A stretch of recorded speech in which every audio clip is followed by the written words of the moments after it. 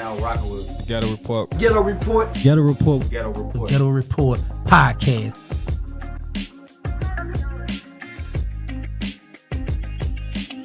Yeah, you already know what it is, man. It's EM SMURF. Shout out to Ghetto Report Podcast, man. You know what it is. For sure. What's up, Bangum? How you doing? Man, everything's smooth, man. I can't complain. All the best for the New Year's. Yeah. Okay, for sure, man. So I'm going to introduce you real quick, man. We got EM SMURF representing Southside Queens. Born in Trinidad, raised in America, put the G&G unit. That's a fact. Welcome to the podcast, brother. Man, I appreciate it, man. Thanks for having me. No doubt. And shout out to Boston Raw for making this happen. Shout That's out my to guy. Boston Raw for making it happen, man. And shout out to everybody in Boston, man. I got a strong following in Boston. Yeah. Oh, yeah, for sure, man. We're going to make a classic. Yeah, for sure.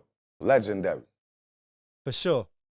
Okay, so look, we like to start a little bit from the beginning. I know you did a bunch of interviews, but we like to touch from the beginning and go on through, walk us through your whole journey and stuff like that. Yeah. So you was born in Trinidad. Yeah, what's 1981. What's some of the early memories of living in Trinidad? Early memories living in Trinidad. Trinidad was cool back in the days. You know, it was more like dirt roads and stuff like that. We wasn't developed like we was now. But you know, it's like going to the beach, thinking I'm Tarzan, swinging from tree to tree. I used to like Shaka Zulu a lot, so I used to think I was a warrior and all that. You know, back then it was fun, man. Jungle vibe for me, you were. Going to the beach, you know, things like that. Swimming. Yeah, for sure. How many siblings you got? My mother got me and my sister, you heard? But my father got a bunch of other kids. But with my mother, it's just me and my sister. So I grew up with like my sister because I ain't really know my father kids. You dig? Yeah. Yeah. You older than your sister? Nah, she older than me. I'm the baby boy, actually. Okay, so you didn't know your dad's your I knew siblings my on your dad dad's side? before I left. I knew my dad before I left Trinidad. My father was a police, but he had a bunch of other kids down here. So, and me and my other siblings that he had, we ain't have no relationship. Yeah, What so about I knew now? my dad before I left for Trinidad. He used to come in and out, you know. Yeah. Passed You got a away in relationship there. with them now? Yeah, we cool. You could say that. We cool. Yeah. Okay. All right. So, what's some of the things you remember, like besides that, like swinging on trees, being Tarzan and Shaka Zulu and all this other stuff? My pops let me How play was- with his guns and shit like that. He let you what? Play with his guns, like show me how to aim and all that. Yeah, remember he was a police. Yeah. So every time I see him, I used to get excited just to play with his gun. Yeah. He let you shoot him? Nah, he ain't never let me shoot. He just used to let me aim it, you know. But he never let me shoot. Nah, he had to take the bullets out. It was revolvers back then, so he'd take the bullets out. Yeah. Mm-hmm. For sure. Yeah, and just watching my granddad work hard because he used to work on the port.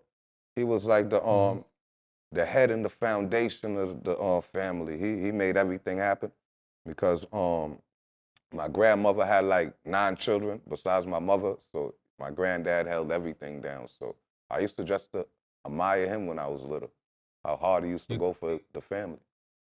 Your granddad? Yeah, my granddad. Okay. Yeah. Is your granddad still with us these days? My granddad and my grandmom's passed away. But my granny made it to 100 though. Yeah. Yeah? Yeah, she made it to 100. Okay, man.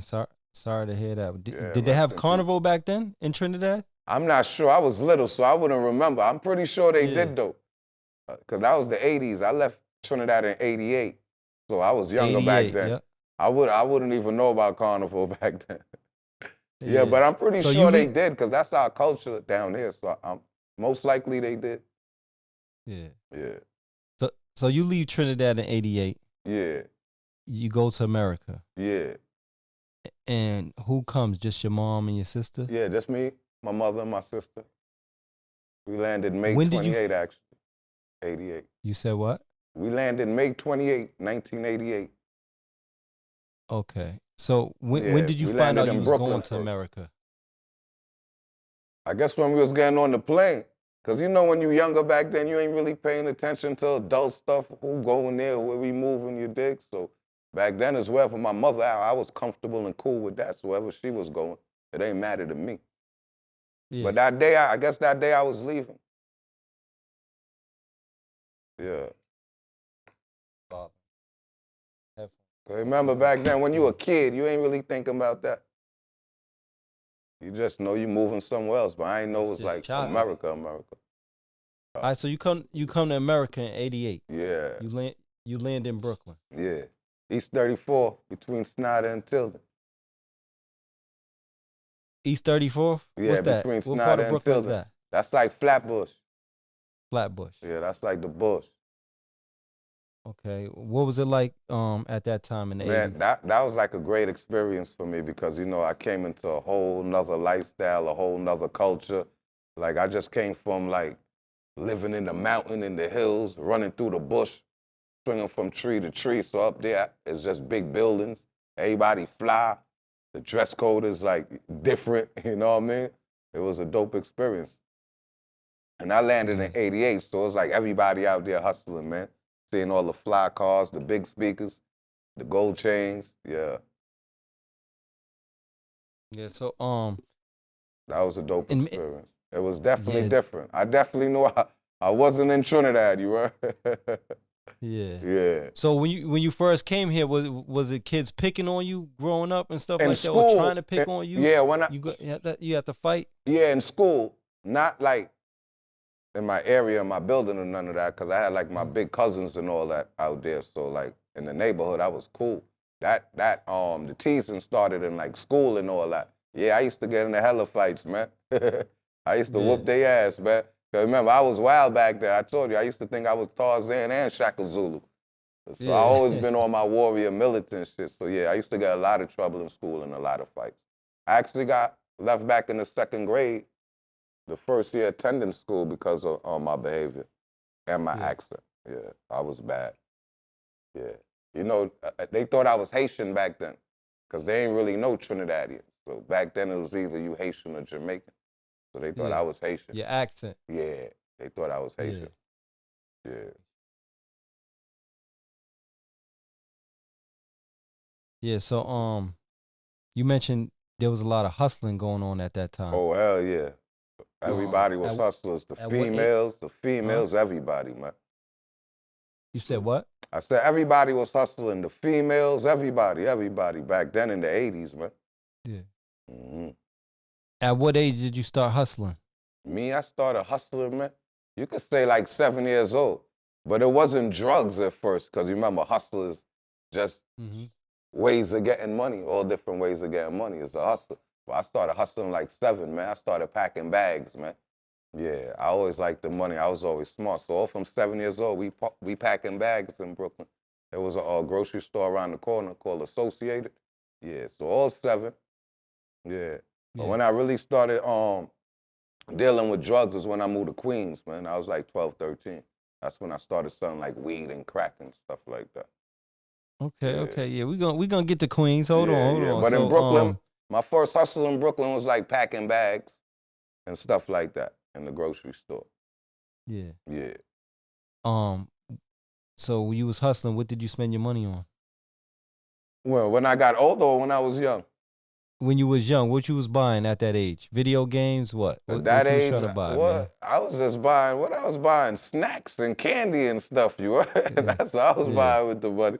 Is when I got to Queens is when I elevated, you dig?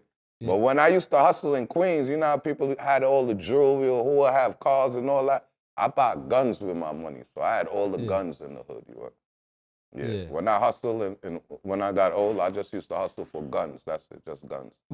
Okay, why was you buying all the guns? Because you got to think about it, right? You got the hustlers with the cars, you got the hustlers with the jewelry, but they don't got no fucking guns. When shit get popping, they got to run and go look for guns. So I was always the nigga like, well, I'm going to have all the guns. So the niggas with the money, when they got issues, they going to come to me for the guns anyway. So I was always a smart nigga. You dig? So I used to have all the guns in my hood. Okay, so in Brooklyn, right? Yeah. You was down with the Tiny Toons? Yeah. The Tiny Toons. Shout out to the Tiny Toons. That's actually when I moved to Flatbush. East 21st and Flatbush. Because before I moved to Queens, I stayed on East 21st and Flatbush with my aunt Sandra, for like 2 to 3 months, and then we moved to Queens. Yeah, so that was East 21st, and the older heads was the Looney Tunes. Shout out to them. And that area is where Little Vicious and them from too. The artist Little Vicious, cause he from Ocean Avenue, so that was like around the corner from me. I used to see him and Dougie Fresh all the time. Yeah. Oh yeah. So you knew Lil Vicious? Now I ain't know him personally. I just used to see him. Back then he was a star. He was a celebrity. So you know me. I'm a regular nobody back then. You dig? So yeah, I used to see them. You seen one of your friends get murdered in Brooklyn? Yeah. At 10 years old. At 10 years old. Yeah, in Flatbush before I left for Queens. How did that affect you? Did it like make you have nightmares? You couldn't sleep, or did you think about him? I wouldn't say it made me have. It made me have nightmares, but it affected me because I cried behind that. That was a friend of mine. I ain't know him that long, but you dig? We was cool, and you know that affected me. That affected me. It hurted me, but I never really had like nightmares or none of that about it. But you know, it affected me. Did anybody ever get charged with that? I'm not sure. Okay. I left for Queens after that. Out to Queens. Yeah. So at what age did you move to Queens? I moved to Queens at 10. I lived in Brooklyn for 3 years. Okay. Yeah. So that's 91. I moved to Queens. I landed in Rosedale, Queens. Rosedale. Yeah. And what's the difference between where you was living in Brooklyn to where you moved to in Queens? Like, what's the difference you would say? It was a hell of a difference. Brooklyn was more poverty. So Queens now is more like a better living because we moved into a house now. Because in Brooklyn, I was living in an apartment building on the 3rd floor with my aunts, her husband, her kids, my mother, me, sister. So we ain't really had no room, no space, or no privacy. So when we moved to Queens, I got my own room. We got gates around the house. We got lawn. You know what I mean? We moved on up. You heard? Yeah. So it's just a better life. What about the violence? Was it the same? Yeah, the violence was right there. It was just the scenery was prettier, but the violence was still there. But Queens gangsters is different than Brooklyn gangsters. They more smooth. Brooklyn gangsters is more loud and rowdy, you dig? So, you know what I mean? They move more mafia style in Queens and all that. And I actually did move to a mafia neighborhood because Rosedale is a lot of mafia out there, Italians and all that too. Yeah. Okay. How far is that from Southside? That's 5 minutes away. Okay, 5 minutes away. So you dropped out of school in the 9th grade? Yeah. What made you drop out of school? That crushed me, man. Actually, man, because I used to like sports, man. I played sports a lot, right? So the high school I got accepted for was Jamaica High School. So that year, they stopped their basketball program. So that hurted me. So I left school because of that. I wanted to play ball, and they didn't have a basketball program no more, so I went and hustled. There was no reason for me to go to school. Yeah. So was you good? Yeah, I was real good. I was real good. Remember, I was real good. Remember, and I got my energy alone, man. Any coach will want me, bro. It's just the energy I bring. I got a different energy. You heard?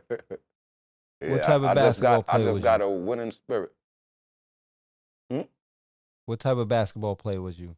Me, I'm the guy with the energy. I'm the guy that gonna keep everybody's spirits up. Win, lose, or draw, yeah. All right, so you stopped going to school because of basketball. Yeah. What you end up doing then? Started hustling? Yeah, started hustling. We going out of town. Me, Silky, we out of town selling crack, Pennsylvania, Allentown. Yeah. Okay, so when you drop out, right? What do how does your mom feel? What does she say? Do she know? She ain't know I dropped out of school. It's not like when you drop out of school, you gonna go tell your mother, "Hey, Ma, I dropped out of school." Yeah. I'm pretending like I'm still going to school. You heard? Huh? So she ain't really know till like once she really found out. No, I was like 15 or whatever. She used to find a bunch of crack and stuff in the house. So I think she found out from there, like, yo, what's this? What you do? So I used to be Yeah. like, yo, I'm hustling, man. So, you know? Yeah. Yeah, she used to What find she all do with kind it? of guns, crack, all kind of shit. Because remember, my crib, even in the Lost Boy era, my crib was like the hub. Or my friends and peers would be at my crib. Like, my crib was the trap house. You dig? Like, all my homies was in my crib, spending nights. 50 guys in my crib. From young, I'm talking about 12, 13, 14. Because we was Lost Boys, so we was the younger generation of the Lost Boys. Yeah. Okay, so what did she do when she found the drugs? She just asked me, like, or the yo, guns. what? Did she try to get rid of it? Nah, she wouldn't do that. She gave it back to me. She just said, Okay. be careful. But when she found the crack, like, she was kind of confused because, you know, they kind of look like little popcorn. We used to have the pearly whites, the popcorns back then. So they looked like popcorn in the bag.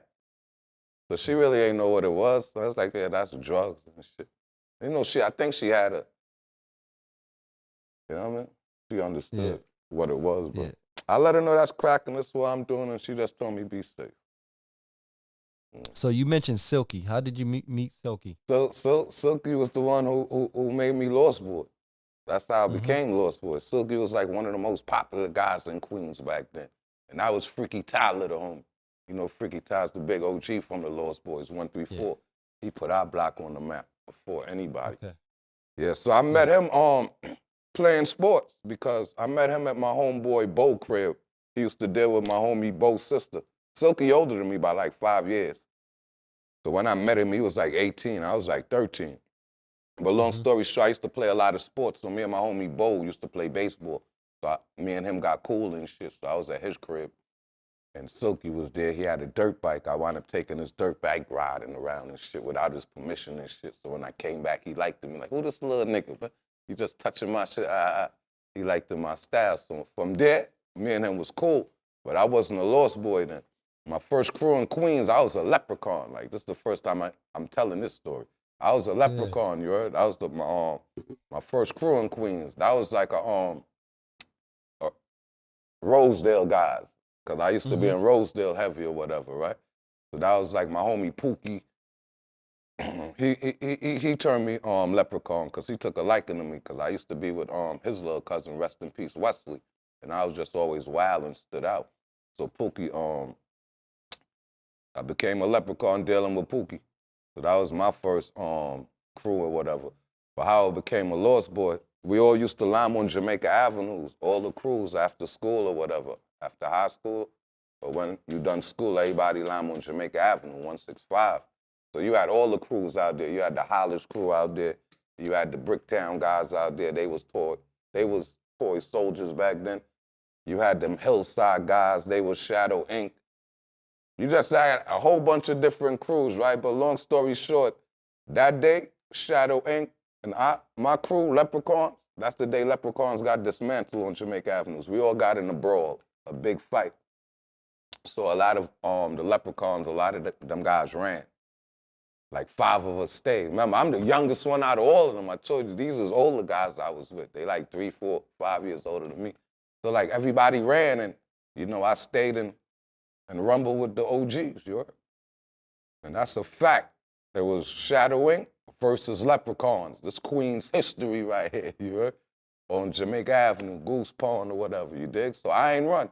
We got whooped out though, but long story short, we stood tall and took our ass whoop. It was me, Butter, Pookie, Misery, and Swift, and I think Scully. Yeah, so like us 5 held it down on me being the youngest guy there, stood tall and all other crews was there. So I could have been in any crew I wanted to, you heard, because they respected how I held it down, but I told you I had a relationship with Silky already. So Silky snatched me up like, nigga, you a Lost Boy now, come here. So from there, me and Silky just been rocking. From when I was like 12, 13, yeah. Shout out to the Leprechauns and shout out to Shadowing. Everybody know that story in Queens. Like, this history, hood facts, I'm telling you. Yeah. Okay, so you said the Leprechauns got dismantled. Yeah, they got dismantled, yeah. That was it for the Leprechauns after that, yeah. And where did everybody else go? Ah, man, you know, they just continue doing them. Because they was good with everybody, too, at the end of the day. You know, we young kids, we going to brawl, rumble. That's just how it goes. See who crew tougher, who can't be outside. You know what I mean? Yeah. What about the kids that ran on y'all? You see them after that? Yeah, we seen some of them, but you know, once you run on us after that, you know, you got to get spanked after that. So whoever ran when we see them, we just spank them. But that turned out to be a blessed day for me, because that's how I got my reputation in every hood from there. Yeah. Yeah, Smurf. Okay, so you part of Lost Boys. Yeah. Were you in? But Lost Boy, for everybody don't know, that's the illest crew that ever passed through South Jamaica, Queens, period. Queens, period. Yeah. And why you say that? Because the movement they had, the presence they had, the movement they had was impeccable, bro. Everybody wanted to be a Lost Boy, and we was deep. We was deep. You dig? They ain't seen a crew like that with swag like that before. Yeah, we was just different. Well, the big homies was different. Cheeks was different. Freaky Ty was different. Pretty Lou was different. Spig Nice was different. Yeah. Just they swag, the way they carry themselves, Southside, man. They was just different. 1,000 Ghetto strong, that's a fact. 90s. Were you in the video in the park? Lex Coos, Beamers in the Benz? Nah, I wasn't in that. You wasn't in that? I wasn't in that. Back then, you see Silky wasn't in that neither. We was hustling, man. While they was rapping, we actually really young hustlers selling crack. We was go. We ain't got time for that rap shit, man. We on go. But Silky was in the first video, Lifestyles of the Rich and Shameless. He was the little short nigga with all the hair with the red and black North Face on. So if you ever go back, watch that. That's Silky, little short. Pop. I'm definitely about to go back and watch that. Yeah. I was watching earlier. Yeah, but I wasn't in that. Yeah. Yeah. So what about the other group members besides Freaky Ty? Because I know you say that's your OG. Yeah. How cool see why he my OG? He from 134. Like Lost Boys is split up in fractions. Like you got Cheeks in them but there's all Southside, but they from the other side of Southside. Like Cheeks in them from Rockaway and Lincoln Park. Freaky Ty used to live over there, but then he moved to God Brew. So when he moved to God Brew, he formed his own crew. Still Lost Boys, but just his fraction of the Lost Boys. But Mr. Cheeks, that's the OG, you know, there's always love for him. Lou and Spig, but they from the other side. Back streets, Rockaway, Lincoln Park, Linden in the Van. We from God Brewer, 134. Yeah. Yeah. So Spig Nice gets 37 years in jail. Yeah. You ever the hear funny from him? shit is Spig is the OG and hustler of the crew. Like, he is the hustler back then. He was the shaker. Yeah. Shout out to Spig. I'm happy to see him home too and doing his thing. And I still got my Lost Boy tattoo right here too. Yeah. I'll be fan forever because I seen Mr. Cheeks that did an interview on Drinks Traps or whatever with Math Hoffa. And he was like, he said something about niggas as suckers or whoever, but he ain't know what he was talking about. I ain't take no offense about it because I just want to let him know I was the only Lost Boy that was G-Unit, you heard? So when he said guys covering up their tattoos, like he got misinformation, like that'll be fair. He was assuming you covered up your tattoo? It had to been me because I was the only Lost Boy that I started G-Unit and I was a Lost Boy. So who else he could be talking to? But okay, what exactly did he say? He said it was on Math Hoffa interview, right? Because it was a rumor going around back in the days, like 50 made niggas cover up they Lost Boy tattoos. You heard? So you remember 50 from our hood too. Yeah. So that was, I guess, I don't know who told him that, but they wound up speaking about it on Math Hoffa, but he ain't mentioned my name, but I know what's going on. But I just want to let him know, come on, bro. I'm real as they come, bro. Yeah. Yeah. And why do you think he thought 50 would make people cover up their Lost Boy tattoo anyway? Did 50 I don't know. have an issue with them? That was just rumors going around in the hood, and I guess he fell for it.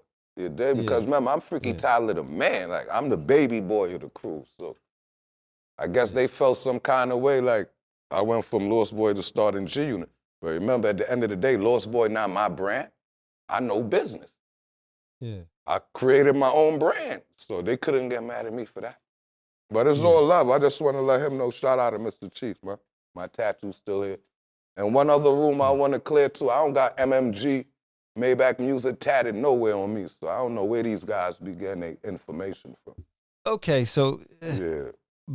Okay, let's go. Before Nah, we cause get to I that, heard 50 mentioning that, like, tattoo and you stuff dig? like that. So I just want to clear that yeah. up. Is you kidding me? Yeah. Cause I heard 50 say that too. Yeah, but hold I on, just want to clear that up. I don't got MMG tatted nowhere on me. You dig? Yeah. So where you think that rumor came from? Because I used to deal with Rick Ross in the beginning. Remember, I had an artist. It started like this, right? When I first came to Trinidad, remember, everybody was disrespecting Ross, right? That's when the Double XL came out in 2008, exposing him being a correction officer. You dig? You remember 2008? This is the year I got deported. I'm telling you how me and Ross linked up. This is how I met Mass Spike Miles, all that. That's why I got love for Mass Spike Miles. Yeah. 2008, Double XL came out, big article exposing Rick Ross. That's when we started to find out he was a CO. You dig? So 50 and them on his neck now. He losing respect or whatever. You know me, I'm fresh out of jail. I get a call from Fredro. Because Ross and 50 beefing now, right? So I get a call from Fredro. Shout out to Fredro's store. He was like, yo, my homie, Mass Spike Miles hit me up. He was like, yo, Rick Ross trying to holler at you. I'm like, what's going on with him? I ain't know him and 50 beefing at the time. And he like, yeah, him and 50 beefing, he want to holler at you. Let you jump on some records or whatever. So I was like, all right, cool. So you know me, I'm a businessman. You know, I got my artists, I got Domination, and the other little kid I was dealing with. I don't want to say his name or promote him because I don't deal with him no more. But everybody who know me could put two and two together. But the little kid is nice to me at the time. I love him. He 18. So I linked him and Rick Ross up together. So him and Rick Ross doing songs together. Ross got him in the crib. Ross doing a lot of things with him. You ain't never noticed between the Rick Ross and the 50 beef, 50 just got quiet out the blue. Remember, he just had the pimp and Curly. He was bombing Ross. But then he just fell back and left him alone, and Ross just took off. Because he ain't want to see me elevate with Ross, you heard? Because me and Ross started doing record. He see him taking my little artists on tour with him. And I got MMG popping in the hood. I got Gunplay on 134, stopping traffic, doing push-ups in the street. All my shooters and queens around. Like, it was real shit going on. Like, we was real tormenting 50 with this shit. So I guess from there, he think I got MMG tatted on me. I don't know where he got that from, but how I fell out with Ross, it wasn't even a fallout. I looked at it like this. He had me on his album, Deeper Than Rap. In Cold Blood, that shit went that went gold, man. He could have sent me a plaque or something, man. My vocals on Cold Blood, I ain't even get paid for it, so at least send a nigga a plaque or something, you dig? Shout out to Ross. I still want my plaque, bro. I like my credit, bro. You dig? Shout out to Ross, though. But I don't got MMG tatted nowhere on me, long story short. Yeah. Shout out to Ross and them. And shout out to Mass Spike Miles, too, because that's how I wound up linking with Ross. Because he hit Fredro, and I was like, yeah, I'm with it. So shout out to Mass Spike. That's my dog. Yeah, that's my guy, too. Yeah. Shout out to Miles. So my question is, you say you wanted to get paid or you wanted to get a plaque, you know, because... Nah, let's keep the relationship going. Okay. You don't use me to get in position. Then when you get in position, you in your cloud. You know, artists get in their cloud. You can't get to them no more. They ain't responding back to your text. You know what I mean? You know how it is, because I'm out the country. It's not like I'm in America where I could pull up on you. Oh, word, you ain't answering my text? I'll come to your crib. I'll come to your concert. Out of sight, out of mind. You know how that go. Yeah, you know how it go. I ain't mad, though. But history don't lie. You had Rick Ross screaming me out on every freestyle, every album. I never even met him or knew him. This before I met him or knew him. But he came to Trinidad. We did shows down there. He showed love, though. I fucks with Ross, though. That's one thing. I fucks with Ross. That's why I understand why he distanced himself from the relationship. But I fucks with Ross. Yeah, maybe he was looking at it as, you know, it's an opportunity for you. Yeah, it was an opportunity for me. He was vulnerable. I was vulnerable. Niggas on his 50 on his neck. Niggas laughing at him because he a correction officer. I got deported. I got to figure my steps again. My moves, make my shit, figure my shit out. So we both was vulnerable. And it both turned out great. So I'm cool. Yeah. Yeah. Yeah, cause I'm cool. I'm cool with MMG. I fucks with MMG. All of them niggas. Nigga, Kano is my nigga. Haitian Mafia. Fuck the rappers, my nigga. I'm talking about the Black Bo. Yeah, I'm talking about the street guys, my nigga. Like Kano, my nigga. Shout out to Kano. Yeah, shout out to Kano, Jeter, all of them. All of my niggas. You know, I know all of them. Yeah, so it's always love with me, you know. Yeah, for sure. So getting back to the Lost Boys. Yeah. They made a song, Renee. Did you know Renee? Nah. Or was that made up? Nah, it wasn't made up. They just changed the name because Shorty, it was one of Cheek's friends that really died in a shootout in 40 Project. So he made a story about it. It wasn't his actual girlfriend, but they was good. That was his people's. And she actually died on the phone and got caught in a crossfire in 40 Project. Yeah. Oh, for real? So it was a real story? Yeah, her name was Ebony, the real girl. Rest in peace. Ebony? Yeah. Yeah, he just switched it to Renee. Yeah, so that was actually official. Yeah. Hey, that was like a song that was like, you know, it wasn't the typical single. Yeah, but, you know what I'm I told you. But it was a hit. Cheeks and them always been different. His swag been different. Like, he could, bro, if Talik ain't died, my G, and man, they would have been, man, Cheeks would have been on a whole nother level, man. Yeah, that's crazy though. R.I.P. to Ebony, you say, right? Yeah. How old was she when she passed away? She probably was around Cheeks' age. Probably in teenagers. Yeah. That's a crazy story. I don't think a lot of people know that. Yeah. You know what I mean? That's facts though. Yeah. Yeah. So Freaky Ty got murdered March 28th, 1999 in Queens. Yeah, I was 18. That shit crushed me. That was one of the worst days of my life, years of my life. Yeah. How did you find out? I got a call. But I know everybody was at the Sheraton Hotel. I just ain't go. I think who got married? I think Cheek's little brother had got married. Somebody had got married. I don't know who got married. But they all at the Sheraton Hotel. But I got the call that night. My homie Mikey Dawn called me like, yo, I'm in bed sleeping. It's like 5 in the morning. He called me like, yo, Ty just got killed. I hung up on him. I went back to sleep. I don't want to hear that. Niggas is wild. You know? So I hung up. Nigga went back to sleep. I didn't believe that shit till he called me back like, yo. Ty just got killed. Yeah, so that's how I found out. I found out in my bed right after it happened. Yeah. Wow, that's crazy. That shit crushed me. That shit still affect me to this day. Yeah. Yeah, so it said Kelvin Jones pleaded guilty in July of 2001. Yeah. In the murder of Freaky Ty. Yeah. Did you know him? Nah. Yeah. Nah, I ain't know. And allegedly he killed Freaky Ty. This is what he said or whatever. Nah, what he said was true. I already know what he said. Everything he said was true. He killed Freaky Ty because he thought Cheeks and Ty was brothers and they killed his little brother. Well, I don't know who killed his little brother. His little brother wound up dying. That's why he was seeking revenge. And Ty got killed because of him seeking revenge. So he ended up telling on his co-defendants? I don't know who tell, but you know, them gangsters always telling on each other, so I wouldn't put it past them. I really don't know what happened, but I know all of them got charged. The driver, the shooter, everybody got charged. But that was some eternal shit anyway. I just don't want to get too deep in it because that ain't really my business. But Right. I could tell you the whole story. That just ain't my business to tell it. Yeah.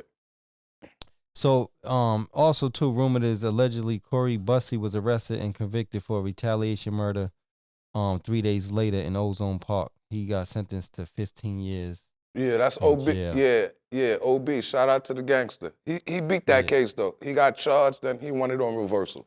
He home right now. So he got the 15 years, then he got it reversed? Yeah. Okay, that's good. Yeah. So you know him? Yeah, I know him personally. Okay. That's good. Shout out to him. Free him. Shout out to him. He free right now, too. That's a Queens legend, too, by the way. Shout out to that nigga. Yeah. He's a legend, you said? Yeah, he a serious nigga out there. Okay, so your OG Silky, that was part that brought you into Lost Boys. Yeah. What happened to Silky? Silky died a few years ago. He died in Missouri. Missouri? Yeah. Think some shit happened, accident or something. I think they got mountains and shit up there, and he got in an accident and flip off a mountain. Some crazy shit like that. Wow. Yeah. So when you was going through your issue, because I know you met 50 through him, Yeah. When you was going through your issue with 50, what was Silky still cool with 50? Nah, How was that Silky relationship? wasn't Or around. I think Silky what did was he in feel? jail or some shit. Silky wasn't around. Yeah. But You said he what? Silky wasn't around. Silky was in jail or Silky distanced himself from the hood at one point and was just doing him. Silky always like that. He's a guy, he bounced around. He liked to be all over the place. He don't stay still. He all over. State to state. Yeah. Yeah. So earlier you mentioned Fredro. How'd y'all link up? Like, how'd you get cool with Fredro? See, that's the Silverback Gorilla movement right there. That's me and Damo shit. Like, so after I left tour, 50 sent me back home off a tour or whatever, I created the Silverback Gorilla movement. You heard? That was actually my company before 50 got it registered before me. And that's what I know. Before you even scream, that's good, because that's how you learn the business. So that's how I know this business. Before you even mention anything or scream your brand, make sure it's trademark, copyright, everything one time. So thanks to him for that, I learned that. So that was a learning experience. So Silverback Gorillas, like, that was going to be the record label in our crew. So we dropped the Groundwork mixtape. So when I came back off a tour, I started working on my Artist Domination. That's Freaky Ty Little Cousin as well, by the way. So we just put together the Groundwork mixtape, and our crew was Silverback Gorillas, you know? So we had the streets buzzing with them mixtapes, you heard? So Fredro was like, yo, who the fuck is these niggas in Queens? Then when he was like, yo, that's Smurf and Domination and them. So he already know who we was. So he reached out like, yo, what's up, man? Y'all niggas got the streets on fire, man. What's up? He wanted to help us, so yeah. We was like, come on, man, let's go. You the legend, nigga. You the legend. Let's go, legend. You want to fuck with us? Okay. Yeah, so Fredro reached out to us, and we got it popping from there. We was flooding the street with all them Groundwork mixtapes. We dropped like 6 mixtapes in a year, 10 mixtapes in a year, because I had to go to jail the next year. So we was just had the streets on fire, man. Yeah, so that's the Silverback Gorillas movement, yeah. So I started after I left G Unit, long story short, working on Domination and, you know. Yeah.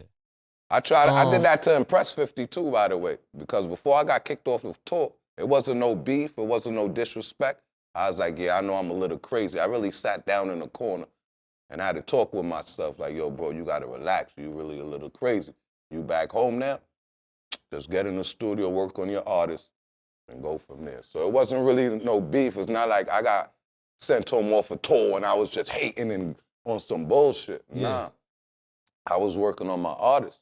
But the day I did catch the charge, I was selling Domination mixtapes and shit, right? That's how I catch the case I got deported for. I'm selling Domination. Okay, hold on. Let me stop you. You moving too fast. We gonna get there. Hold on, man. We gonna get there. Hold on. You moving too fast. Let's backtrack. So back to Fredro.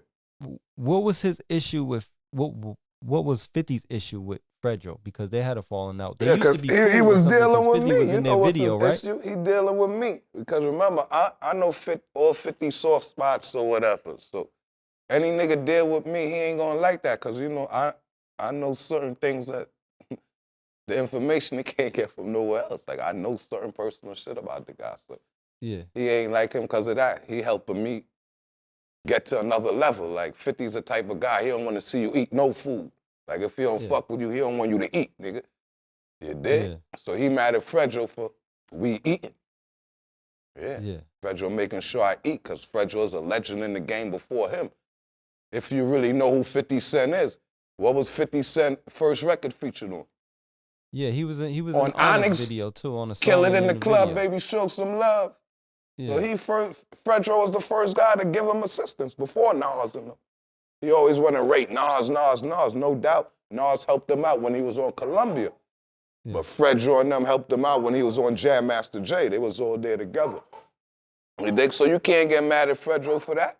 Fredro know talent. Fredro know the raw niggas. That's what he do. He find raw talent and put them out there. Same thing he did for Fifth. You can't hate on that man for that. Who got a dog over there, man? What's going on, man? They can hear the dog in the background.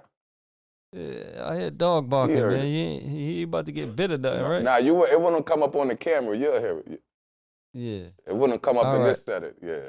But you'll be Yeah. able to hear it, though. Yeah, so, but that was the whole thing, the issue with 50 and Frederick. He got mad at him because, you know, he put in a plate on my table. So it was rumored that he stole on Fredro. Yeah, Is he that tried to true? stall on him. You know, Huh? Fredro blocked that shit. That's what I heard. Yeah. I wasn't there, but yeah. He tried to pop.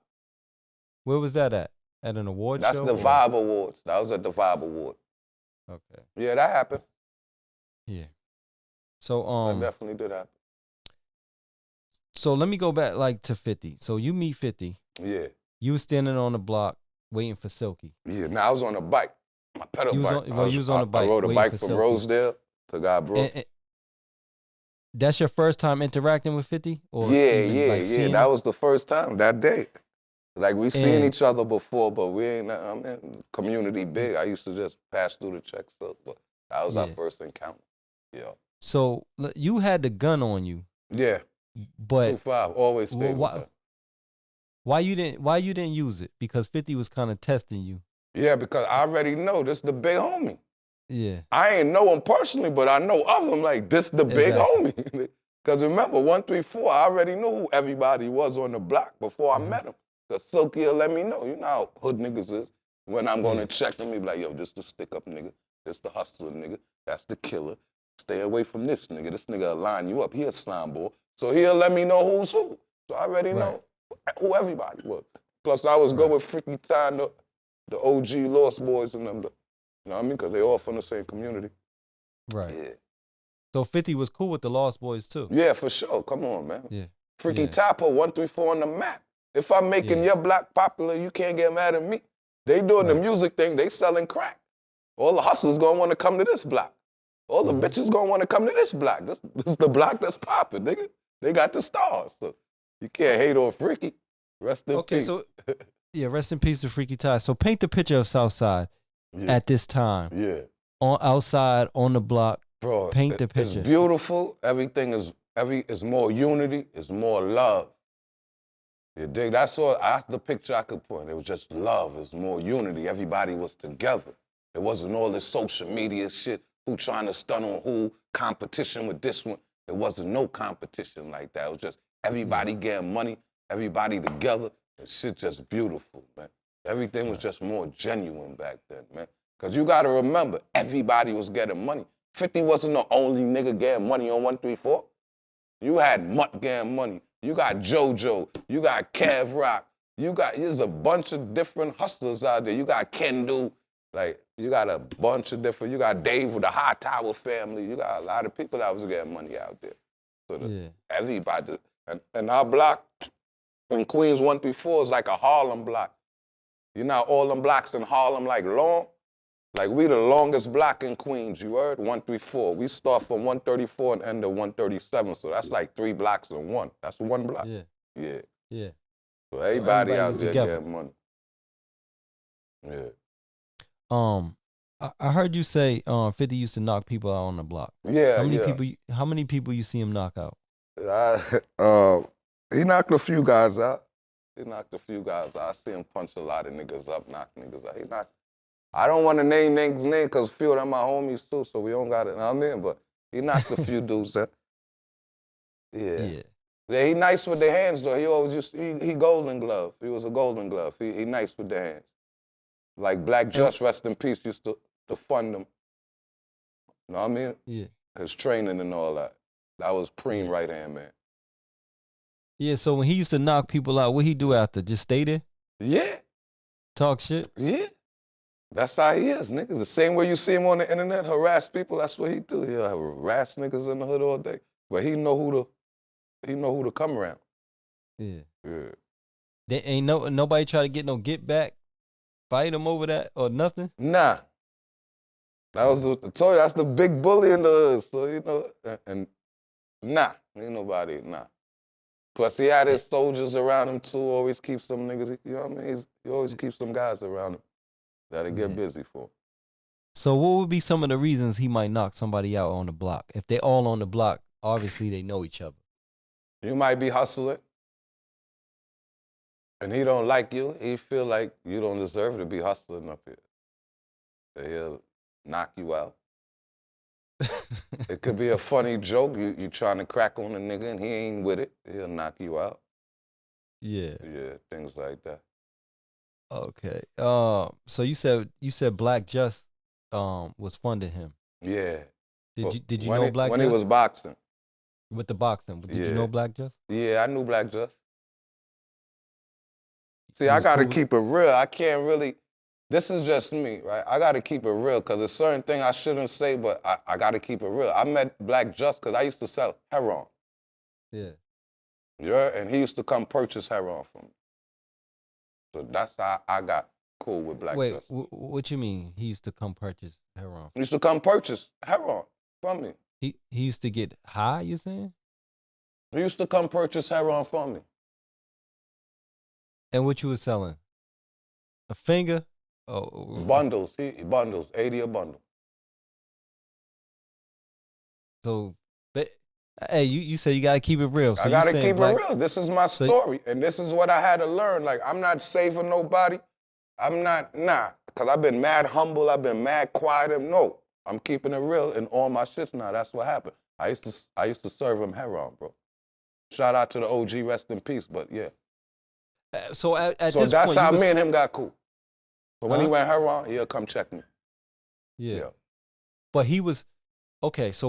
But he was still doing his thing at this time. I don't know what he was doing at the time, but I know he's Black Just at the time because remember what they did was the '80s, my nigga. That's why y'all getting confused. Okay. That's the '80s. Okay, not so gonna when be was the, he funding 50? They're not going to be with the the big boxing dope in the boys they 80s? was in the '80s. Yeah, that's Okay. like the '80s, early '90s. I'm talking about 2000 Yeah. when I was hustling heroin. Yeah. Wow. So Black Just. You asked me if we was cool, how I got cool with him. Yeah, I got to keep it real. Habit. I'm not. Man. I mean, that's my story, and that's it. I got to keep it 100. They cut off again. Yeah, I got to keep it 100. Oh, he back. You can hear me?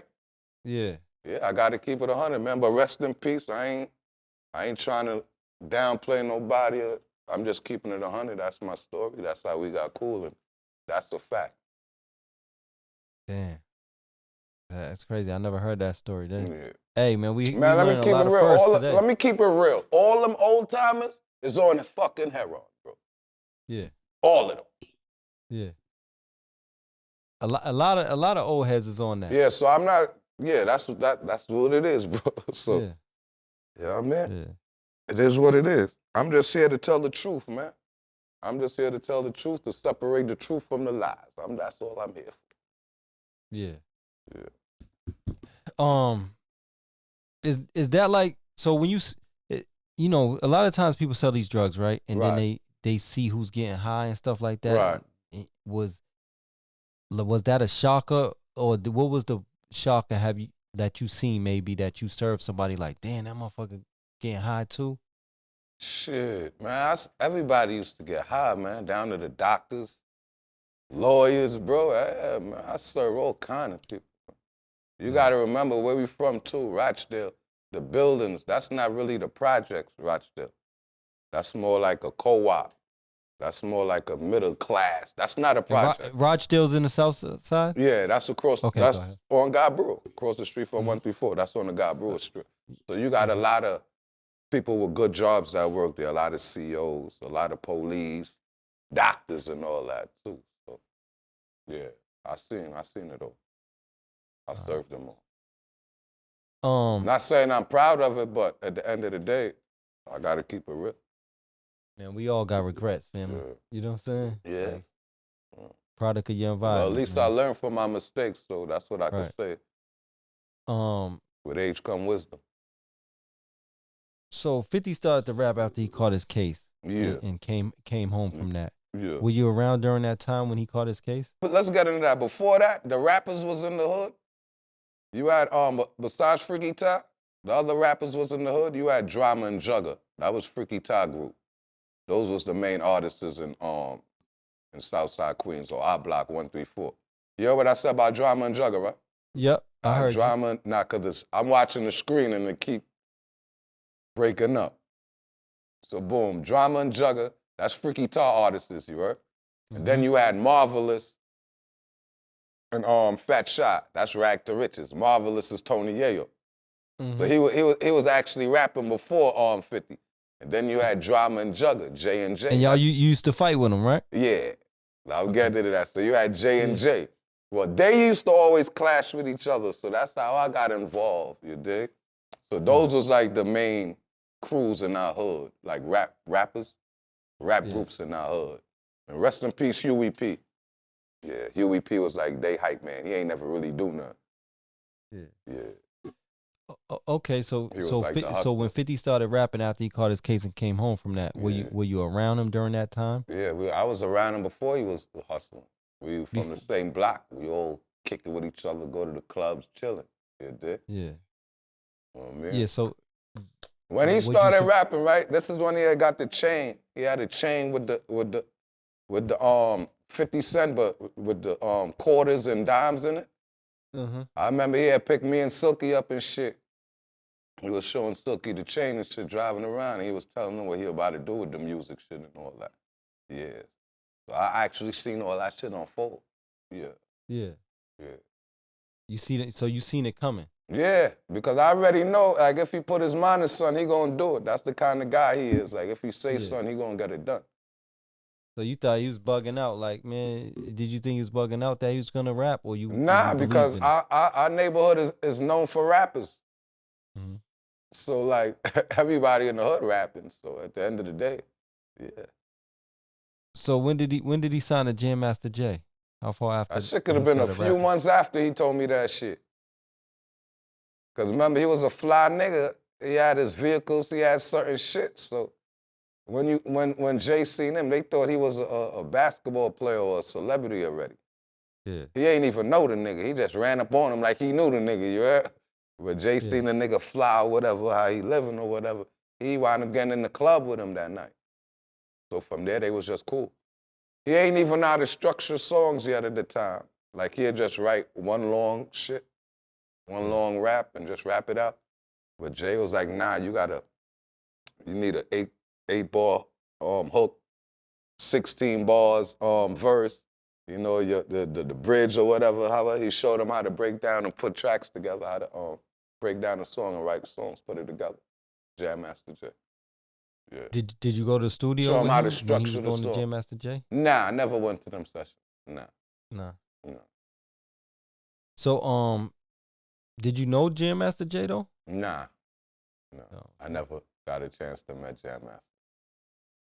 Okay, you got so while you was in jail, you got into it with the person who allegedly killed Jam Master Jay. Yeah. They tried to cut you? Yeah, another dope head. I told you all them old heads on dope. Yeah, another dope head. Another dope head, huh? Yeah, but they did that shit to me. They cut me in my sleep, so that shit is corny shit. Like, you don't get no credit for that, nigga. You cut a nigga in his sleep. Ain't no honor in that, nigga. Where he cut you at? On the side of my head. Yeah. Side of my head. They tried to chop my face up, neck up, everything. You know I wasn't going for that. You ran up in my cell in my sleep and that's all they did? These niggas is crazy. So you felt the cut while you were sleeping? Nah. I was dreaming the whole shit going down. I told you I got powers, bro. I'm in my bed actually dreaming me about to get cut, my nigga. I swear to God. So when the gate opened up, I said, nigga, this is real life. So I was already up and prepared. That's the reason I ain't get cut on my face. Now, if I didn't get up when they ran in my cell and opened the gate, and I would have still been slept, yeah, they could have did whatever they want to me. But I'm actually dreaming this shit, my nigga. So when my gate swung open, shit, I popped right up. You dig? So I'm popping on this one, kicking. This one punched me in my face. The big one knocked me out. Well, not knocked me out, knocked me down. So I'm on my back. I got a fucking pedal kick the nigga Tenard with the razor. So I'm on my back kicking this nigga, fucking with this nigga, trying to anything just not to get my face on my neck, because they was trying to do me dirty. How many was it of them? Huh? There was 3 niggas involved. 2 big niggas ran in my shit. Yeah. Yeah. Yeah. So you made it out of that? We made it out of that. I make it out of everything. I don't know how I be doing this shit. I don't know how I be getting up out of these shits, but I be getting up out of them shit. Yeah. Nothing on my face, nothing on my neck. I'm cool with this little bullshit. That's light. We gangsters anyway. Did you run OG into him said it's after a that? medal. They call this a medal in jail when you earn it. Nigga ain't cut me on no sucker shit like they just cut me. But I started the war in jail anyway. I got his man cut 2 days before. Because we had an issue in the streets, you did? Yeah. Yeah. Yeah. And So- I did my that was- shit that was gangster. I did my shit gangster. I got him cut with a bat in his hand. He playing softball. Yeah, that's gangster, nigga. Go cut that nigga with a bat in his hand. Let me see what he gonna do. I still gave you a time to see so the y'all could see you get busy. And you ain't do nothing. So don't get mad at me, you ain't do nothing. Yeah, so the dope fiend and them other guys thought they could have ran in my cell 2 days later to get money. They thought 50 would have paid them, but they never got no money. Yeah. They did that for money. Oh, they did that for 50? No, they did that for money. 50 don't fuck with them niggas. Oh, but they okay. thinking they could hit me, they could get money from Fifth. Yeah. Oh, okay. Yeah. That didn't work out too well. Nah, that ain't work. Just So- like the guy, the guy who I got cut in jail, that's the guy that took a hit on me in the town. That's the first guy that took a hit on me. Yeah. Yeah, so I wound up seeing him in jail. Gangster shit. No movie, real life. Okay, so he got took him a hit cut. on you. This is when you was beefing with 50 or before you was That's beefing when with I was 50? beefing with 50. And what happened It's in the hood. with that first hit? The funny shit is, right, you Oh, don't say I look like him. Come on. nah, man. you don't look like him. That's why I say the funny shit is you brought the person's name up that tried to get me to link with him. The OB nigga. Like, I can't save niggas. This is my story, my nigga. So if you look suspect in this shit, it is what it is. Long story short. So you think OB was trying to I'm gonna set get you up? into that. We're gonna get into the guy that got hit in jail while I wound up getting cut. I'm gonna get into the whole story. So All right, go long ahead. Do story your short, this like 2002. No, 2000, when I catch my case? 2002, 2003. No, I think it's 2003. They had the blackout in New York City. You remember the blackout? In New York? Nah, I don't It remember. was no the blackout 'cause I in don't New know York we City. It a had to been blackout. like 2003. Cause I got, it's 2003, my nigga. We had a blackout in New York City. So I'm walking my homegirl Kamichi through I Rochdale. might vaguely remember that, but go ahead. But listen, I'm walking out. I remember because this is the first night I seen the kid. But before that, my homie OB, the same guy you mentioned that had this situation to do with the Freaky Time murder shit, right?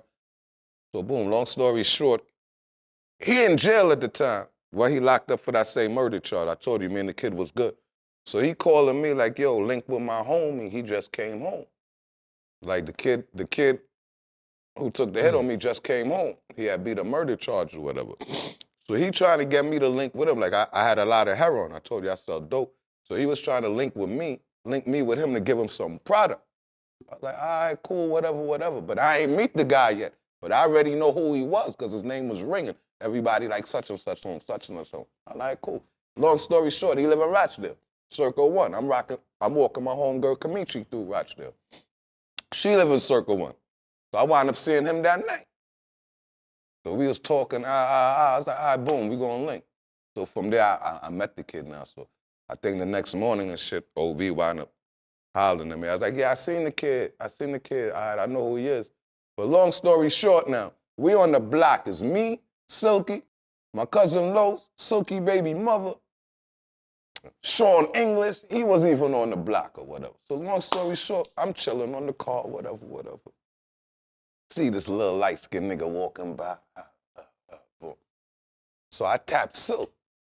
I'm like, yo, bro, ain't that such and such, the one that just came home? Silky like, yeah. So I'm like, yo, his shirt was bulging, right? Bulging out. So I'm like, yo, I think Dunn got a vest on.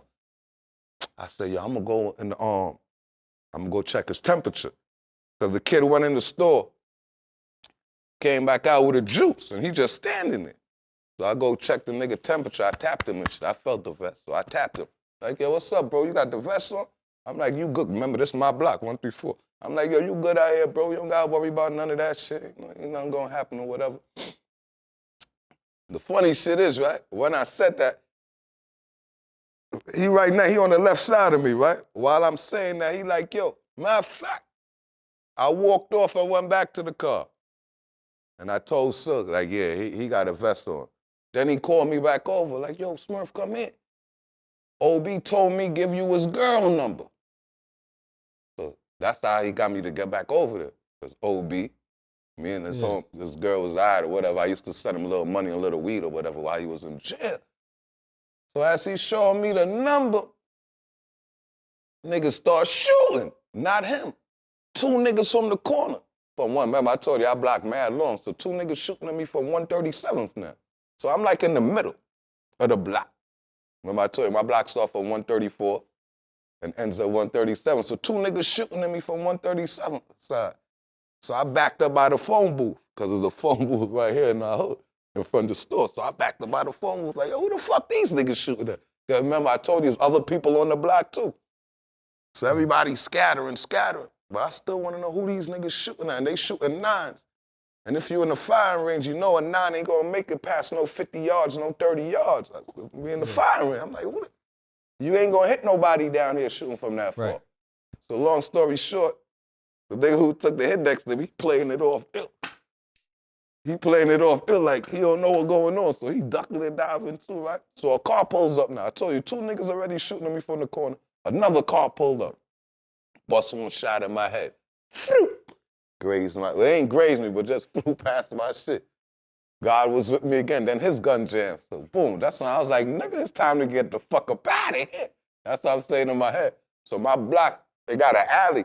So I'm running. The nigga, the kid running with me too, took the hit on me and shit. So he like, yo, come in the alley. I ain't thinking nothing of it. In the alley, dark too. This at night. This like 12 o'clock too, I swear to God. Just turned 12 a.m. So as I go in the alley, I just seen darkness now. I'm like, yo, in my head, I'm like, yo, Smurf, son ain't right. So as I'm running now, right? I told you the kid running with me. So I wound up running past him. His gun falling. He had shorts on, so his gun falling and shit. That's what made me pay. You know what I mean? Put me on like, shit. Nigga, this nigga's trying to kill you, nigga. This is a setup, nigga. So boom. That made me turn back around one time, so I had to run past this nigga. So as I'm running past him now, he pulls his gun out and just banging at me. He had the big 4.42 with copper toppers in there. I came back the next day and got all the slugs. So he buckling me, bang, bang, bang, bang, bang, bang, bang. I already know that 4.4 and he holding 7 slugs, 8 the most, with 1 in the head. So I'm just counting the shots as I'm running, like counting the shots. After the 8th shot, I'm like, yeah, I made it out. This motherfucker, he don't got no more bullets. So I runs across the street, right still, hop over the fence, run through the circle. I see my homie True out there. He put me in the car. I breeze home. Yeah. Okay. 4 niggas shooting at me. 100 shots ring off. Ain't nobody hit nothing, man. The fuck, where they find these niggas, man? But you ever heard that Jay-Z line? Shout out to all them niggas with bad aim. Shout out to them niggas with bad aim. Yeah. Okay, so. And I wound up seeing the main dude who put that together in jail. So that's how that shit started. So that's why I got him shot in jail. The OB nigga. No, his man. OB ain't take the hit on me. OB man did. His homie did. The guy who he wanted me to link with. Yeah. But what about, he wanted you to link with, OB wanted you to link with that guy though. Yeah. Right?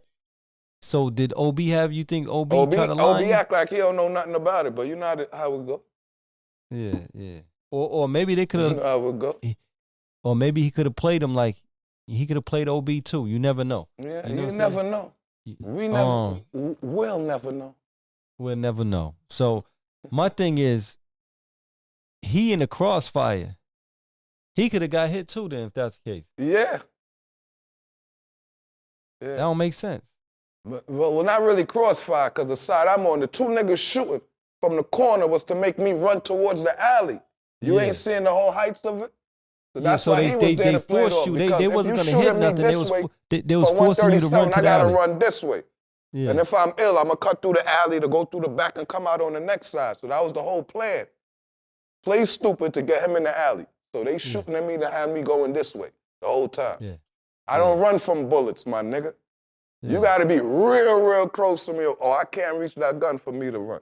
But because I know how far guns and yards and distance they shoot. They couldn't hit me from 137. Too far away. But the whole point about it, they think I hear shots, I'ma run. No, nigga. But that second cut, this is the car that made me run there. You dig? Yeah. And he like, yo, come this way.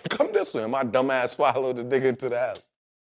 You know what I mean? So like if this gun wasn't falling and I ain't see that, like him trying to pick it back up, that nigga might have shot me in the back of my head, man. Yeah, you can't run from bullets because you don't know where they coming from. You gotta see where they coming from first before you run, and you might run right into it. I'm not running anyway, nigga. Yeah, you might run it. I gotta be in a situation like I was daddy. Like you jump out on me with a gun, I'll slap you and take your gun. Facts. Yeah. If you're close enough, but not I if do you're that not. to niggas in the hood. I was on it like that in the hood. Yeah, not no trying to sound tough. Not no. We talking facts. Yeah. Right. But so who you think took the hit? Who took the hit? The one who got who I got shot. Who you think? I mean, who you think was responsible for the hit? It was. You got. Nobody was responsible. These guys came up with a theory, right? They came up in their head like, yo, we gonna try to kill him to get close with Fifth. That's what it was. Yeah. Some niggas in the hood is just stupid. They opportunists. They looking for opportunities. Yeah. So they'll try to do things themselves and hoping it works. Yeah. You ain't lying. All right, let's backtrack a little bit because so that's the first hit. Yeah. What about the second hit? The second hit was after Summer Jam. Shouldn't have been throwing them chairs, man. You know how it go. Yeah, that one was actually funny, right? Because that's when we working on the I'm working on the Domination album. We got to deal with Koch. We popping right now, right? So we had a session with Jay Garfield, the same nigga with that Nas beat. I don't know if he sold Nas our beat, did some sneaky shit, or Nas produced a sample that beat, or whatever they did. But I got my lawyers looking into that. I got a check coming behind that situation. But we had a session with Jay Garfield or whatever, right?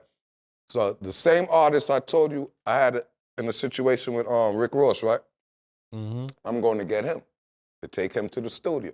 He a little kid at the time, though. He like 14. He's just always hard-headed. So he in Rochdale Park. So I rode a bike to Rochdale Park to go get him because we was ready to go. Like I got my, we got the Suburban on the block, my sister there. Like we waiting on this guy. So long story short, I couldn't wait no more. I rode to Rochdale to go get him. Now as I'm coming back, I already got word that this nigga scheming on me, right? Because you know the hood talk. So I see, as I'm riding through the park now, I see the guy walking. So I couldn't go nowhere else because he coming this way and I'm riding this way. So the only thing I could do was just not ride in front of him, you heard? That would have been an easy shot if he on point. So I wound up riding my bike around him, you heard? So he had to turn around and try to hit me, you heard? You gotta be smart out here too. So he had to spin around and try to shoot me. And I'm just doing that being cautious because I didn't know if he had a gun on him that day or not. But I already know. I heard he scheming on me, so boom, rise around him, he spin try. But his gun jammed too, my nigga. I told you, I'm just blessed.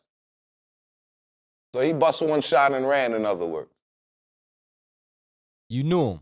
Yeah, I know all them guys. I know. Yeah, I know. That's what I said. Shout out with all them guys with bad aim, man. Shout out to all them niggas with bad aim. Yeah. Yeah.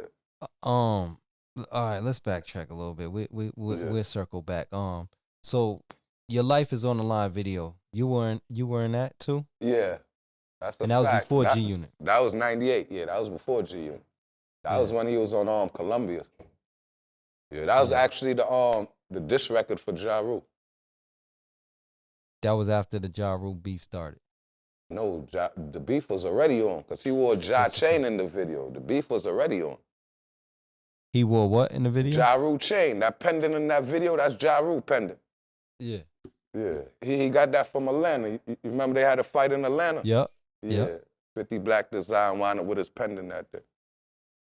Okay. So that was actually his pendant in the video that 50 wearing, in the murder video. The Life on the Line. Yeah. So what about Ghetto Quran? Did it cause y'all issues? It caused him issues. Remember, G Unit wasn't formed yet. Even though that's my nigga, he was running around doing his own solo thing. Yeah. He used to run with the Brooklyn guys, them 551 guys. Yeah. Yeah, so he kept his Brooklyn team with him back then. So it didn't really affect the hood, it affected him. Yeah. Because before the hood really got involved, like the young niggas really stood up and stepped up for him. We was just out there hustling and he doing the music shit. And he had his Brooklyn guys, so. Yeah. Yeah. I think that's a dope song though. No, that song is incredible. That's one of my favorite records. Yeah. I felt like he was just paying homage to everybody. And yeah, he actually was. So, but a lot of OGs ain't like that. Cause you remember OGs be on some mafia shit, and they still did a lot of shit back in the days, and they don't want to go to jail. So any little thing scared them. You know them old timers when they hit a certain age, they get scary, nigga. Anything spooked them because they don't want to go back to jail. So once they heard that record, they like, damn man, what boy doing, man? And everything in the record was damn near real shit. Yeah. Or stories that really happened. Y'all was playing that all in the hood?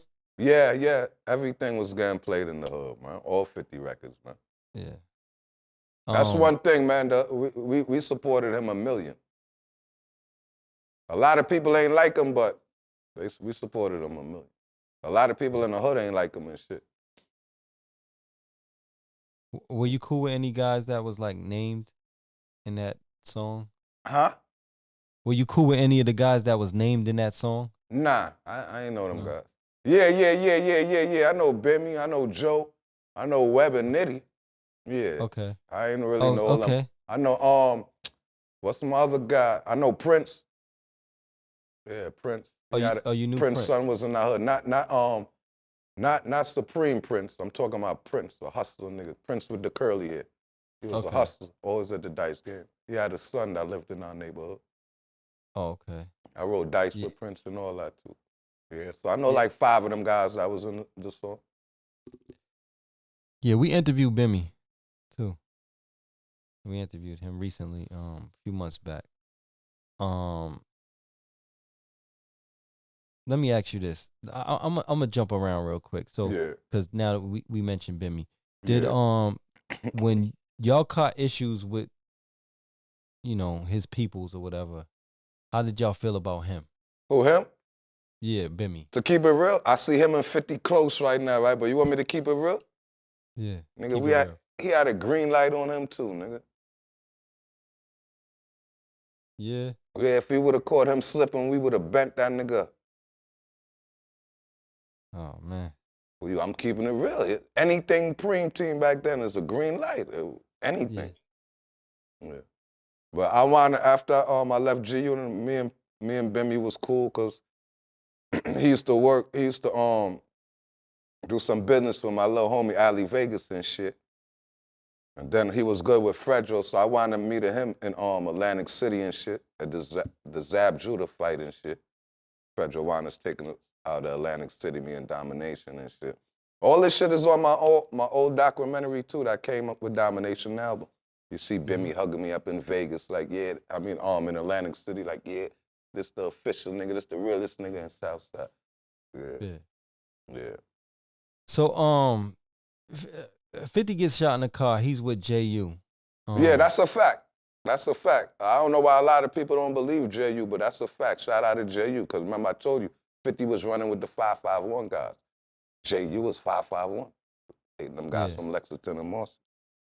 Yeah. Why did 50 stop messing with JU? Because I gotta keep it real so nobody could get mad at me. This interview, I'm just keeping it real. I ain't holding back. So you getting one of the illest classic shits in a long time, because I be real humble because I don't want nobody to ruffle no feathers or nothing. But if it happened, it happened, man. That's their issue. What you just asked me again? Why did 50 stop messing with JU? Because he felt JU had something to do with it because a Brooklyn nigga took the hit. He found that was too much of a coincidence. You from Brooklyn, they from Brooklyn, around the same area, and he's at my grandmother's house, and you here this time to pick me up. So he always thought JU had something to do with it. But he got shot too. I don't think JU got shot. No, I thought he said he got. Maybe, I don't know. I don't think he got shot. Okay. So, what you think? I don't know. I don't know. I don't know. I don't know. Okay, let me say this. So, because 50 say in the song that Hamo shot me. A few weeks later, he got shot down. Yeah. And I know sometimes people spin people. Yeah. They might say this person did it, but he really didn't. Yeah. You know what I'm Hamo saying? did that shit. Huh? Hamo did that shit. You said he did? Yeah, Hamo did it. Hamo took the hit. Oh, okay. That's a fact. Okay. World killed Hamo. We ain't had nothing to do with that shit.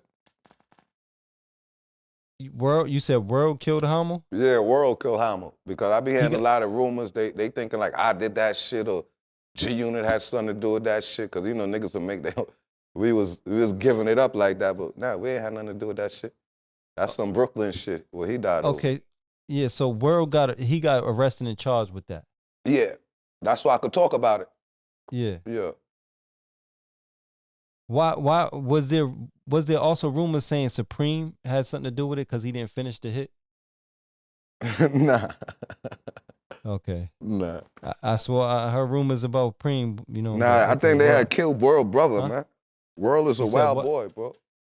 I think Hamo was warring World in him. I think they killed World brother or some shit like that. Okay. World is a wild boy. So, like, when did that come out? Because, like, the rumors, when did you, like, the 50 gets shot? When does the rumor start spread? Because you know how the hood is. You might get the rumors instantly about who did it. I already knew where it came from, common sense. Yeah. Yeah, so. No, but I'm saying, when did you hear the rumors that Hamo did it? You know what I'm saying? I didn't know Hamo at the time till 50 told me the whole story, but we already knew that allegedly Preem had something to do with it. Yeah. We felt like that. And you was on the block when you heard the shots? Yeah. Yeah. And when did you? Huh? I said I was hustling. That's 2000. That's when we had the block jumping. Told you, level had wrong. Yeah, so I'm out there hustling. All of us. Yayo too. Everybody. When did you find out it was 50? When we heard the screaming and the commotion. The whole once they found out it was 50, the whole hood. Niggas getting calls on their phone. Yo, Fifth just got hit. Fifth, yo. Phones jumping. Yeah. So we walked back there and shit, but he wasn't back there. Yeah. So after 50 gets shot, he gets dropped by Columbia. Yeah, he got shot in the mouth, so they thought he couldn't talk or rap no more. Why did they think that? Because they wasn't. He got shot in the mouth. If you hear somebody getting shot in the mouth, you but you know you gotta be able to speak to him first before you can, you know. Yeah, but them records execs don't care. Once they heard that and they scared too, that's his issue. You figured out you going from it. You're a tax write-off. You're a tax write-off. We'll get the money back on you at the end of the year. Yeah. So it wasn't because they thought he couldn't rap again. It's like we don't. That's want what it was. They thought he couldn't rap no more. They dropped him, and then it had been, I guess, the issues he had around him. Yeah. But the main part, he got shot in the mouth. Yeah. But it wasn't an actual shot though. It was a ricochet too, by the way. But people get shot in the head and they good. So you know. How was that? Let's talk about Columbia before he actually got dropped. Yeah. How was that when he signed to Columbia? Shit was popping. But then How to Rob came out. Yeah. And How to Rob, that was his introduction to the game, man. That shit was popping, man. He had the whole industry talking. That's one thing I give you about, one thing I give, boy. He real smart. He intelligent. You know what I mean? Remember around that time, the late 90s, that's when everybody balling, all the money playing and all the money generating now.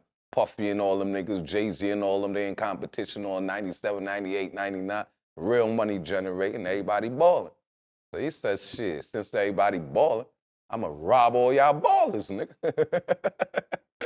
And he made a record of robbing the whole industry, and that was it. That was his introduction. Took him off, like, that was it for him. That was it. Yeah. That was it. Everything was lit. Everything was up from there. Everything was up. His first single was gonna be the song with Beyonce. Mm-hmm. Yeah, he would have been lit. They had to get rid of him quick. Yeah. Because to me, like, Power the Dollar is a classic, nigga. every record on there. It is. Definitely. So then he gets shot. He comes back. When's the first time you see him when he comes back to the hood? A few months after, he recuperating and shit. He came to the he came through the barbershop. He came through Fade's barbershop and shit. Shout out to Mike. I'm out there hustling from the barbershop. The whole hood will tell you I'm in one spot by the phone hustling, nigga, all day, 24/7. So he cut through the alley. So I didn't even know he was in there. So he walked through the barbershop. He called me. First time seeing him, I gave him a big hug and shit. Oh shit, big bro, what's the word? What's poppin'? What's going on and shit? His legs still fucked up and shit, so he walking fucked up. With a limp? Yeah, both his legs was fucked up. Mm-hmm. He really got mad leg shots. He ain't got no upper shots. He got hand shots, leg shots, and a little shit in his face. That niggas was more leg shots. Mm-hmm. So then he hugged me and shit, and he showed me the vibes, what he wanted to do, and I'm like, shit, nigga, I'm all in it. Yeah, and we up from there. So, then y'all start G Unit. Yeah, and when I started going to the Poconos, because in that conversation, he said, yeah, I'm going to come back and check you and shit. We're going to go to the Poconos and we're going to get it popping. Yeah, so he came back and checked me. He went to the Poconos. Me, Root Boy, El Dorado. Yeah. Yeah. So, So the beef with Ja Rule, right? Yeah. It originated from like in a club. 50 seen Ja was, Yeah, I mean 50 was with a guy named Troy Casey. Yeah, or something like Club that. Amazon. Yeah, I was there. Troy Casey robbed Ja. Yeah. Yeah, back in the days. Not when Ja was a popular artist, like on some street shit. Regular when Ja was normal. Before he was popular. Yeah, before he got famous. And he was from y'all neighborhood, the kid that... He from Baisley, yeah. He from down the block. He from Baisley. Okay. Yeah, shout out to Troy Casey. I think he do a lot of work with Preem's son right now, too. Shout out to Little Preem. Okay. Is the kid Troy cool with Preem, though? Yeah, I think that's Preem Little Man. Huh? I think that's Preem Little Man. Oh, man. So, but Preem was in jail at the time, so you know how it would go. You said what? Preem was in jail at the time. I think he robbed him, so you know how it would go. Yeah. Did 50 have meetings or discussions to leave Ja alone before things escalated? Yeah. Remember, his first manager was Chaz. You familiar with Chaz Black Hand Entertainment? Real gangster, real OG. You know what I mean? Yeah. So he always used to try to smoothen shit out. Because he good with Preem and them too. You know, he from day generation. He good with all of them. You dig? And that's how 50 and Ja Rule had that little one-on-one and discussion in Atlanta that ain't go well. It was because of Chaz. Yeah, so that ain't go well. Why did 50 say that about Chaz? Switching sides on him. Let niggas ride. Slim switch sides on me. Let niggas ride on me. Thought we was cool. Why you want me to die, homie? Yeah. Simple as that. He felt that he knew a hit was coming and you ain't give me a heads up. Yeah. In other words, nigga, move out the hood, move extra caution. Like, you ain't tell me they dropped the bag on my head. So that's what he felt like. Like, you my manager, you supposed to let me know. Don't give me bits and pieces or talk to me in riddles, nigga. Let me know what's going on. Yeah. So that's why he was upset. That's why he dropped him from being his manager. Yeah, so what was he like? He was giving hints, but not saying Yeah, you know, a nigga let you know what I mean? Yeah. Like, yo, you got to be careful what you're saying. Yeah, be careful what you saying, know what you doing. Like, come on, I mean? Yeah. He ain't never just care and say, yo, niggas gonna kill you, a bag just dropped. This the nigga who took the hit. I was there. They called me first. Shit like that. Yeah, but rest in peace to him too, though. R.I.P. to Chaz. Yeah, man. I fucks with Chaz. Yeah. Murder Inc. runs into the studio on 50 and Yayo. Yeah. A couple people get poked, the engineer. Yeah. And they try to say 50 told on him. Black Child tried to say the same thing. Nah. But The reason why I didn't understand it because I didn't hear that like right away. We heard that later on. Like, Yeah. you know what I'm saying? Yeah, that shit ain't happen. The only thing I could tell you that did happen, shout out to Yayo because it's facts. If it happened, it happened. Yayo plans was to sue. Yeah. So I'm on the block and shit, so Yayo tells us what happened in the studio and shit. He had the stitches and shit in his head, so you know, Yayo, they ain't up in the game yet, like in the industry wise. He's still hustling his crack or whatever. So he came to the block, that boy, like, yo, fuck that. This Yayo, he like, yo, fuck that. I'm about to sue these niggas, nigga. I'm about to come up, nigga, fuck these niggas. You heard me? So I'm on the block. I'm like, yo, nah, bro, you can't do that. You're gonna have to press charges if you tell. I said, nah, you can't sue, my nigga. You're gonna have to press charges. That's the only way you're gonna win your lawsuit. Mm-hmm. So I actually talked Yayo out of that. Like, not even talked him out of that because he could have been playing, but I knocked some sense into him. Like, nigga, you can't do that. Yeah. So Yayo ain't never tell or get no money. 50 never told, ain't got no money. The engineer told, ain't got no money. Okay, who's the engineer? I forgot the guy's name, bro. He's still around? Yeah, he's still around. He even spoke about this shit too. I forgot the guy's name. I could get it later on, but I don't really remember it right now. Yeah. Yeah, but the engineer, yeah. He got a nice check too. I think he got like $250,000 off of that. Yeah. Yeah. Did you know Black Child? Because 50 was cool with him before, right? All this happened. Yeah, I ain't know him personally. Oh, okay. So back to G Unit, right? Yeah. And you hooked up G Unit with the 109 and Guy Brewer guys? Yeah. That link was from Root Boy, rest in peace. He was good with them down there. Okay. And they gangsters, so I took a liking to them too. Yeah. Okay. So young like, Root Boy, rest in peace, Root Boy, yeah. He linked me with the 109 guys. Yeah. Okay, so being from Queens though, and everybody, you know, it's kind of small. Everybody knows everybody. Yeah. Y'all wasn't like cautious of messing with them, or getting maybe lined up because you know maybe they're cool with some of them might be cool with Preem and them. You don't know. Nah, we move militant. That's the difference between us. We move militant. We don't really deal with a lot of people. Yeah. You know, well, I could speak for myself. Me, it'll be hard to line me up because you ain't gonna really know my moves. I'm like I told you, I used to buy nothing but guns when I hustled, so I never really had my own personal vehicle. I'm in renters, nigga. So you ain't catching me in no, and that's how a lot of niggas die in their cars. That's how you get identified. So we always switching up renters. Me and AJ, shout out to AJ, we was always switching up renters. So it's hard to catch a militant nigga because I'm always looking to die. Like every day I wake up, this could be the day. Even that's how I live now. I move with no fear, so it is what it is. You know what I mean? Yeah, but I'm saying is like y'all start messing with the 109 and Guy Brewer guys. Nah, because remember, my bro Root Boy had a relationship with them. And Root Boy a solid nigga. He's a gangster. That's my little brother. So if he riding with them, I'm riding with them too. Nah, they won't do that because they don't deal with them guys neither anyway. Okay. Yeah. The people who we pick, we make sure we pick them because we wanted them. We select a few, picked it who we wanted. So it was like an all-star draft. Yeah. It did because Root Boy wound up going to jail. El Dorado wound up going to jail. So I'm left out here. You dig? Yeah. So we had a draft, nigga. Make the team stronger, nigga. And that's what they fed too. Yeah. So you said Rude Boy went to jail? Yeah, he wound up going up, and El Dorado wound up going up. They both wound up going to jail. Why I keep saying that? Because we was the three main niggas who started the G Unit shit at the round table. They just wasn't here to reap the rewards or the benefits of the longevity, because once we started it, they went right to jail. So say like we started G Unit today, 2 weeks later, both of them going.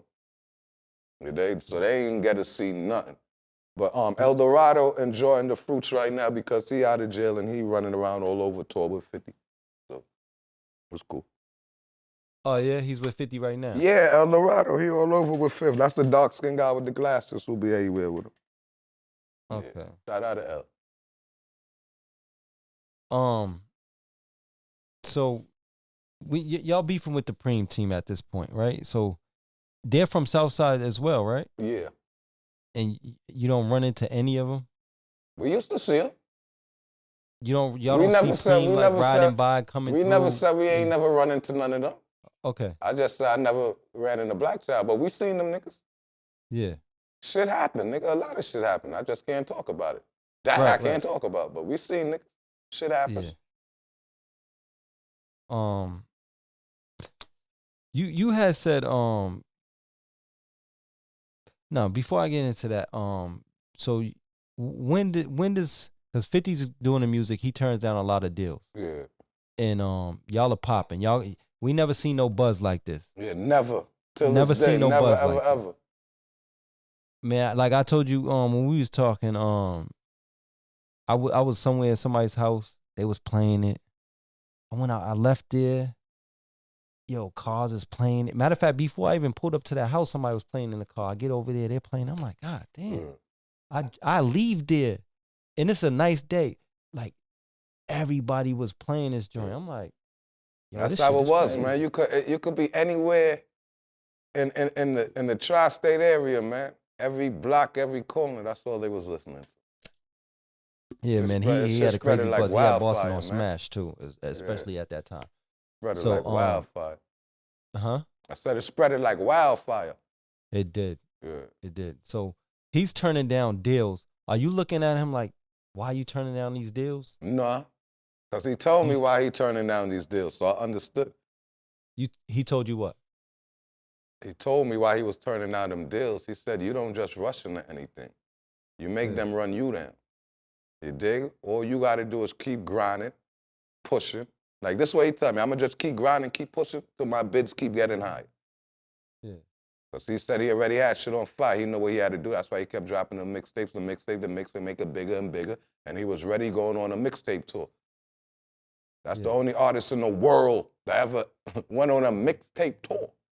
Traveling everywhere, state to state, from mixtapes on other people's beats, you right? Freestyles, Other bro. people's beats. Freestyles. Sold out. Never been done before. Yeah. Yeah, that's crazy. So But that's why he told me why he did that, why he held out. So the bid could be bigger. yeah. Yeah. Smart move. Yeah, very smart move. So y'all get when you first hear about the Eminem and Dr. Dre situation. Yeah. How did you feel? Man, shit. I was excited because I'm like, we going with this one? Because we've been to 100 fucking meetings. So I was more than excited. So I'm like, all right, we found a home? This our home? He's like, yeah, I'm going with this one. I was jumping for joy. Because we was in the 100 meetings, man. I thought he was just fuck around and gonna go independent at one point. Because he's just turning down every fucking deal. I'm talking about Clyde Davis. What's the guy from Atlanta, Kevin Sutton? Like everybody, he just everybody. You dig? And then when we was going with Eminem, DJ Clue tried to come in with a better offer than M. So like M signed him for $1 million. Clue tried to put 50,000 on top of that. I give you $1,050,000. You Yeah. Yeah, we did that in meeting in the Violator office. But Fifth ain't take that. We went with M. He ain't take that. That's That ain't make no sense. Clue couldn't have did what M and Dre could have did for him. No. Especially not production wise. Yeah, no. Get Rich or Die Trying the movie. Yeah. You said it was fabricated. Yeah, that whole thing was fabricated. Ain't nothing was happened the way it went down. Ain't nothing happened the way like that. Ain't no shit happen like that. But you understand it's a movie. Yeah, you know Hollywood, they gotta switch it up and certain shit. Yeah. So what's your favorite memory like being on the mixtape tour? Favorite memory? Man, I had so much memories. That the whole experience. Just the experience to be there, to see how the business go, how shit function, how everything's structured. You know what I mean? That shit is a lot of work. Niggas be thinking this business easy. Like, this shit ain't easy, man. Especially once you make it to a certain caliber. Ain't no sleeping, ain't no resting, none of that. Yeah. You know what I mean? So, you gotta really want this shit. Huh? You gotta be really want this. Really be prepared for this shit and built for this shit. Hard fucking work, man. Y'all do the In the Club video. Yeah. But you said my greatest experience on tour? My greatest? Man, it was the whole fucking experience, just the whole experience, man. It was dope. There was so much going on, bro. It was dope, bro. On every level. Yes. It was So dope. y'all do the In the Club video and Suge Knight shows up. Yeah. And I heard Russell Simmons say 50 grabbed the Mac. I don't think it was for the In the Club video shoot. I don't know what Russell was talking about. Like, whatever he's smoking You heard him say on. it. You heard him say it, though. I heard that shit, though. Whatever he was smoking on, he was smoking on some good shit. Because he wasn't even at the In the Club video shoot, nigga. Russell Simmons.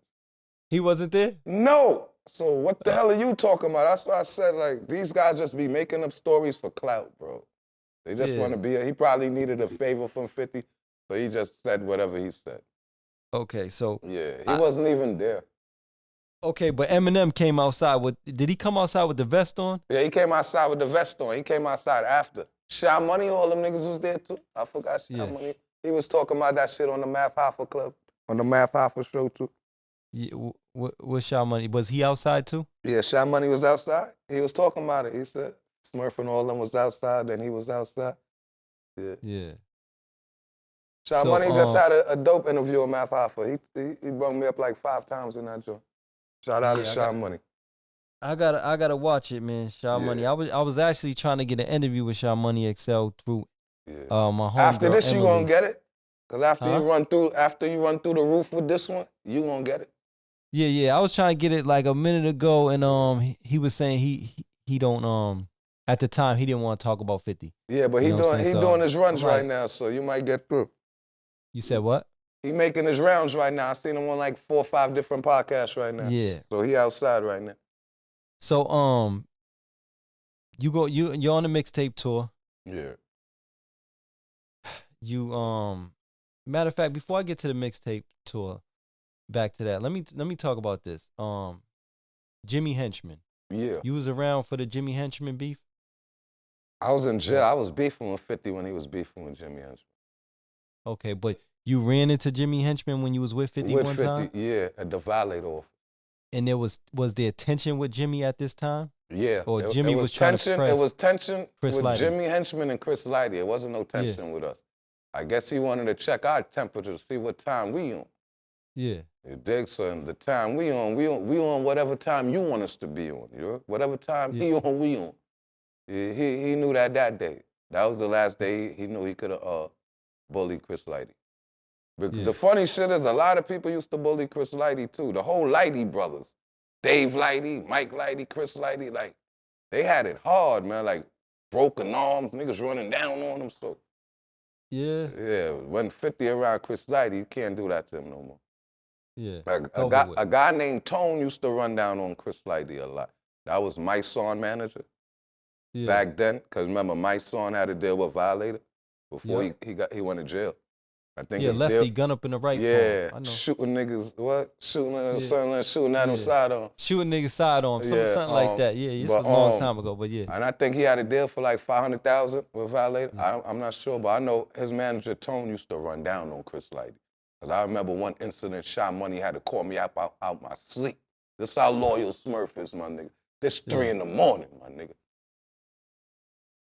That's why I love my 109 gangsters. Shy Money all calling me, yo.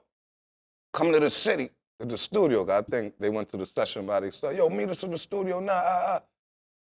Nigga Tone up here. I already know who Tone was, you heard? Because I'm always hearing this nigga name in Violator office. Like, they always talk about this Tone nigga, Tone. I guess he used to terrorize Chris Lighty, so boom. Yeah. It's 3 in the morning. Look how loyal I am, nigga. I jumps up out my sleep. Look how loyal my 109 gangsters is. Call my 109 niggas. I call Ice. Flip. Rick. Flew up there in the BMW. I swear to God, we made it in there to Manhattan, from Queens to Manhattan, like 10 minutes, nigga. So we walks up in there. I see 50 talking to Tone. I just see 50 smiling, like my niggas really made it here in 10 minutes. Yeah. So Ice and all of them went in the studio, whatever, I guess. I let them holler at Shy Money XL, and I just racked back outside while 50 and Tone was talking about whatever they was talking about. But I know From that day, we ain't had no more issues with Tone either. Where was Tone from? BX. Okay. Bronx. Yeah. I'm just showing you my loyalty, though. I had to jump out of my sleep for this G-Unit shit, bro. 3 in the morning, bro. It's real shit I did for this shit, bro. A lot of people go back to sleep. You know what I'm saying? Yeah, like, nigga, you figure that out. Nigga, you calling me, nigga? The fuck you calling me for? But that's big, bro, and I know niggas really wanted us dead, so that's my job. Make sure the big homie's safe. Yeah. So, you know, Jimmy Henchman pressing Chris Lighty. One thing, and then y'all end up getting to beef with Jimmy Henchman over this situation. One thing I learned about, like, even like that situation, because I read a lot of paperwork on that. Like, one day I was just online reading the paperwork, listening to the videos. There's a lot that was going on 50 didn't talk about. Yeah. You know what I'm saying? Like, people say, you know, like, he might put a lot of stuff as his music, but there was a lot even with that situation that nobody knew. You know what I'm saying? There was a lot going on. Like, you know what I mean? Them niggas was on their ass, nigga. That's what was going on. Jimmy was on them niggas' ass, man. Hey, that's true. But there was a lot of back and forth, too. No, it was back and forth, but he was getting the better end of the stick, nigga. Yeah. He was on them niggas' ass. Yeah, so, how you feel about Jimmy Henchman? Because allegedly it came out that I'm not fucking, how I feel about any rats, my nigga. You fucked your whole legacy up. I don't care what you did. You're a rat. Nothing you did count no more. Yeah. So that hurt my heart, man. All them niggas be hurting my heart. That shit is sad, man. Yeah. Notorious gangsters going out telling, man. And going out sad. And you still got a double life sentence. Crazy, right? So what was the point of telling? And then you told the whole Tupac shit. Yeah. What was the fucking point? Yeah, I set that up and... Man, listen, we already know you did that shit anyway, man. Yeah. Yeah, I can't fuck with them guys. I don't respect them. Yeah. So, you're on the mixtape tour. Yeah. You get into it. Talk crazy. Bitches everywhere. It's crazy. It's bananas. This shit is crazy, man. Right. You got me you brought me back in the time, yeah. Yeah, it was crazy because it was crazy. Y'all had one, you know, I went to the show. You know what I'm saying? I went to the show. Yeah, we did Boston like 3 times. They kept bringing us to Boston, man. Boston is one of my favorite cities. Shout out to Benzino, too. I don't know if you rock with Benzino. I know my boy Mass Pipe don't, though.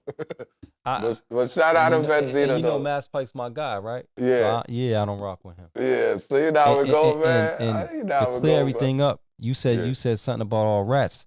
I'm going to send you some shit about him ratting. He rat? Oh, man. When we get off this, I'm going to send you some audio. It ain't so, kid. You can leave all this in there, too, though. I don't care. But say it ain't so, bro. I don't put it past nobody. Everybody be hurting my heart, so it is what it is. Listen. He told on his nephew. Oh, I know about that situation. I know about that situation. I know about that. He said he didn't know, but I got the recording where he told the police who shot him. Yeah. I don't give a fuck if your nephew said he shot you. I don't know. I didn't see it. Yeah, you ain't supposed to say that. Facts. Yeah. You know what I'm saying? Like you ain't supposed to say that. In my book, period, if you talk to police, you a rat. I don't gotta see nothing on no paperwork. If you have a conversation with them, you a rat to me. Let your lawyer do that. we gonna get off of that. So anyways, in Boston, right? You come back. You went to Boston. And I guess one of the shows you leave in Boston or whatever. You get into it with Marcus. Yeah. And hell yeah. And you and Jaffe. Yeah. Shout out to Jaffe. Me and Jaffe good right now too. Shout out my dog. Shout out to Jaffe. Oh, y'all good now? Yeah. Man, that's good. I like to kicking hear it. that, We be talking everything love, man. Everybody loves Smurf. Hey, listen, let me say this about Jaffe too, because I was following him on the gram before he went to jail and stuff like that, and then liking his music and stuff like that. Yo, he got some talent. He actually all right. You know what I'm saying? He official, and he a solid nigga. He official. Yeah. Shout out to Jaffe. That's my dog. But I watched his interview on even Queen's Flip too. Yeah. So over Jersey, but you said Marcus was doing too much before that. Yeah. Let me give you a shit like this, right? We had 3 tour buses, right? 50 got his bus. Shot Money got the studio bus. Then me, I got my bus with the hitters, the shooters, right? Our food coming up short, bro, and it's only McDonald's, bro. I gotta keep it real. We sharing burgers on tour, my nigga. You got the #1 record, my nigga. And we got per diem. Like, why we sharing McDonald's, my nigga? So I goes on the bus one, and I spoke to Fifth, but I said aggressive. That's just how I be sometimes when I feel disrespected. So I goes on the bus and be like, yo, Fifth, man, why we gotta share burgers, man? How come our food coming up short? This nigga gonna look to the security or whoever, the Mike Lighty and all these stupid niggas, and looked at them like, rotten apple out the batch. Just like that. What the fuck you mean rotten apple out the batch? I'm coming to tell you, we sharing burgers. You're supposed to be happy somebody stepping up. He don't want his niggas to be eating burgers. I mean, shit, splitting little cheeseburger. You know, a little McDonald's cheeseburger? It wasn't even a double shit or nothing. Regular cheeseburger, you got to split it in half. Hell fucking no. Not the biggest rap group or movement going on. I ain't like that. So I under my understanding, is the road manager for, because he in charge of all that. You dig? And there was other little shit going on I ain't like. So I said, anytime I get the opportunity to pop on this nigga, I'ma pop on him. And then the Jaffe situation happened. I popped on the nigga. Niggas looking like I stole a jersey or I'm fighting over a jersey. No, it's principle, nigga. That's what happened. He was beefing with Jesse. I heard him screaming a little too loud, like, how you talking to killers like that? Jesse's a fucking killer. He'll knock your head off, Marcus. You was an executive. Who do you think we is? You dig? So I go outside like, yo, bro, what's happening? I was looking for a reason to punch this nigga in the face anyway. What's going on? He telling me a jersey. Like, Marcus, like, he got his jersey, gum stain in his jersey. Pulled his, the gum stain was there. You dig? So he started getting extra hype. So, you know, we punched the nigga in the face. No, he told me go get my gun. That's why I ain't like, what do you mean go get my gun? You're a fucking executive. Play your position, nigga. He tell me go get my gun. So I told him I ain't had to get no gun for you. I punched the nigga in the face, and that's what happened. Yeah. So, And then 50 flew all of us back home. And I go back home and I started working on Dominic. Before you get to the point where that happens, what else was Marcus doing on tour? Did he choke somebody out? Yeah, I forgot that too, man. This nigga choked the fucking hotel security out. Like, literally choked this nigga out. Nigga fell out. Mad ambulance, police, all kind of shit came to the hotel looking for us. So, long story short, 50 got upset at me because I ain't tell him. But I was supposed to tell the nigga too, because anytime, like, something happened, you know, everything gonna fall back on him. It's like, even though Marcus did that, for some reason they gonna wind up saying, yeah, 50 did it. It's gonna turn out he doing it. Right? He ain't nowhere around. But long story short, yeah, I kind of got in trouble for that. Like, yo, bro, you supposed to come tell me anything that's going on. You my eyes, nigga. What are you doing? Yeah. You know, I don't be on no snitch shit, though. That's why I can't go tell a nigga, like, yo, he just choked the nigga out. And that's just in my blood, but I understand what he was saying. He's supposed to know everything that's going on around him. So where was this at? What city was this that he choked the dude out? I'm not sure, bro. We was doing 3 cities a day sometimes. We all over. What'd he choke him out for?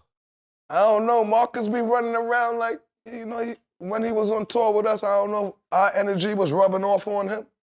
But he was moving like, you dig, like he that deal. That's how he moved. That's his attitude.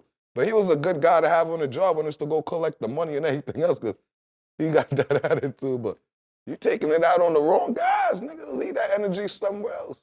Yeah. Okay, so you take your opportunity to put hands on Marcus. Yeah. But before this happened, you're in the hotel room with Young Buck. No, I was on the tour bus with Young Buck. Oh, you was on the tour bus with Young Buck. That's how I heard Jesse and Marcus arguing outside. I mean, Jaffe and Marcus arguing outside. I'm rolling up on the tour bus with Buck. We about to smoke something. All I'm hearing is, what the fuck going on out there?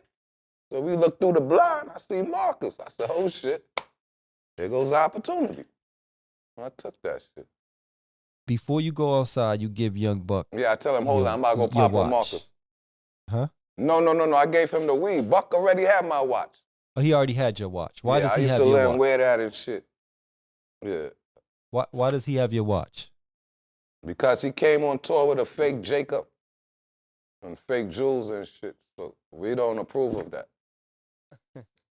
So me being a real nigga, I'm not a rapper. Hey, nigga look good. Nigga put that on. Yeah. And how long he have your watch for? He still got my watch. I don't know what he did with it. How long did he have it at this point? Since he came around us. Oh yeah, so it was months. Yeah. Where'd Remember you when get he the watch came, from? he ain't really had no jewels or his bag wasn't up yet. Yeah. You dig? Remember, he from the South too, so his shit was off. Yeah. Where'd you get the watch from? It was a Christmas present from Fifth. Okay. Yeah. So you go outside. Yeah. There, you hear the commotion. Yeah. He tell you about the jersey. You Yeah. lift the jersey up. You see the gum stain. Yeah. What's your reaction at this point? I shook my head. I'm like, damn. I'm looking at Joff. He's like, damn, man. I can't play this off now. What the fuck I'm gonna do?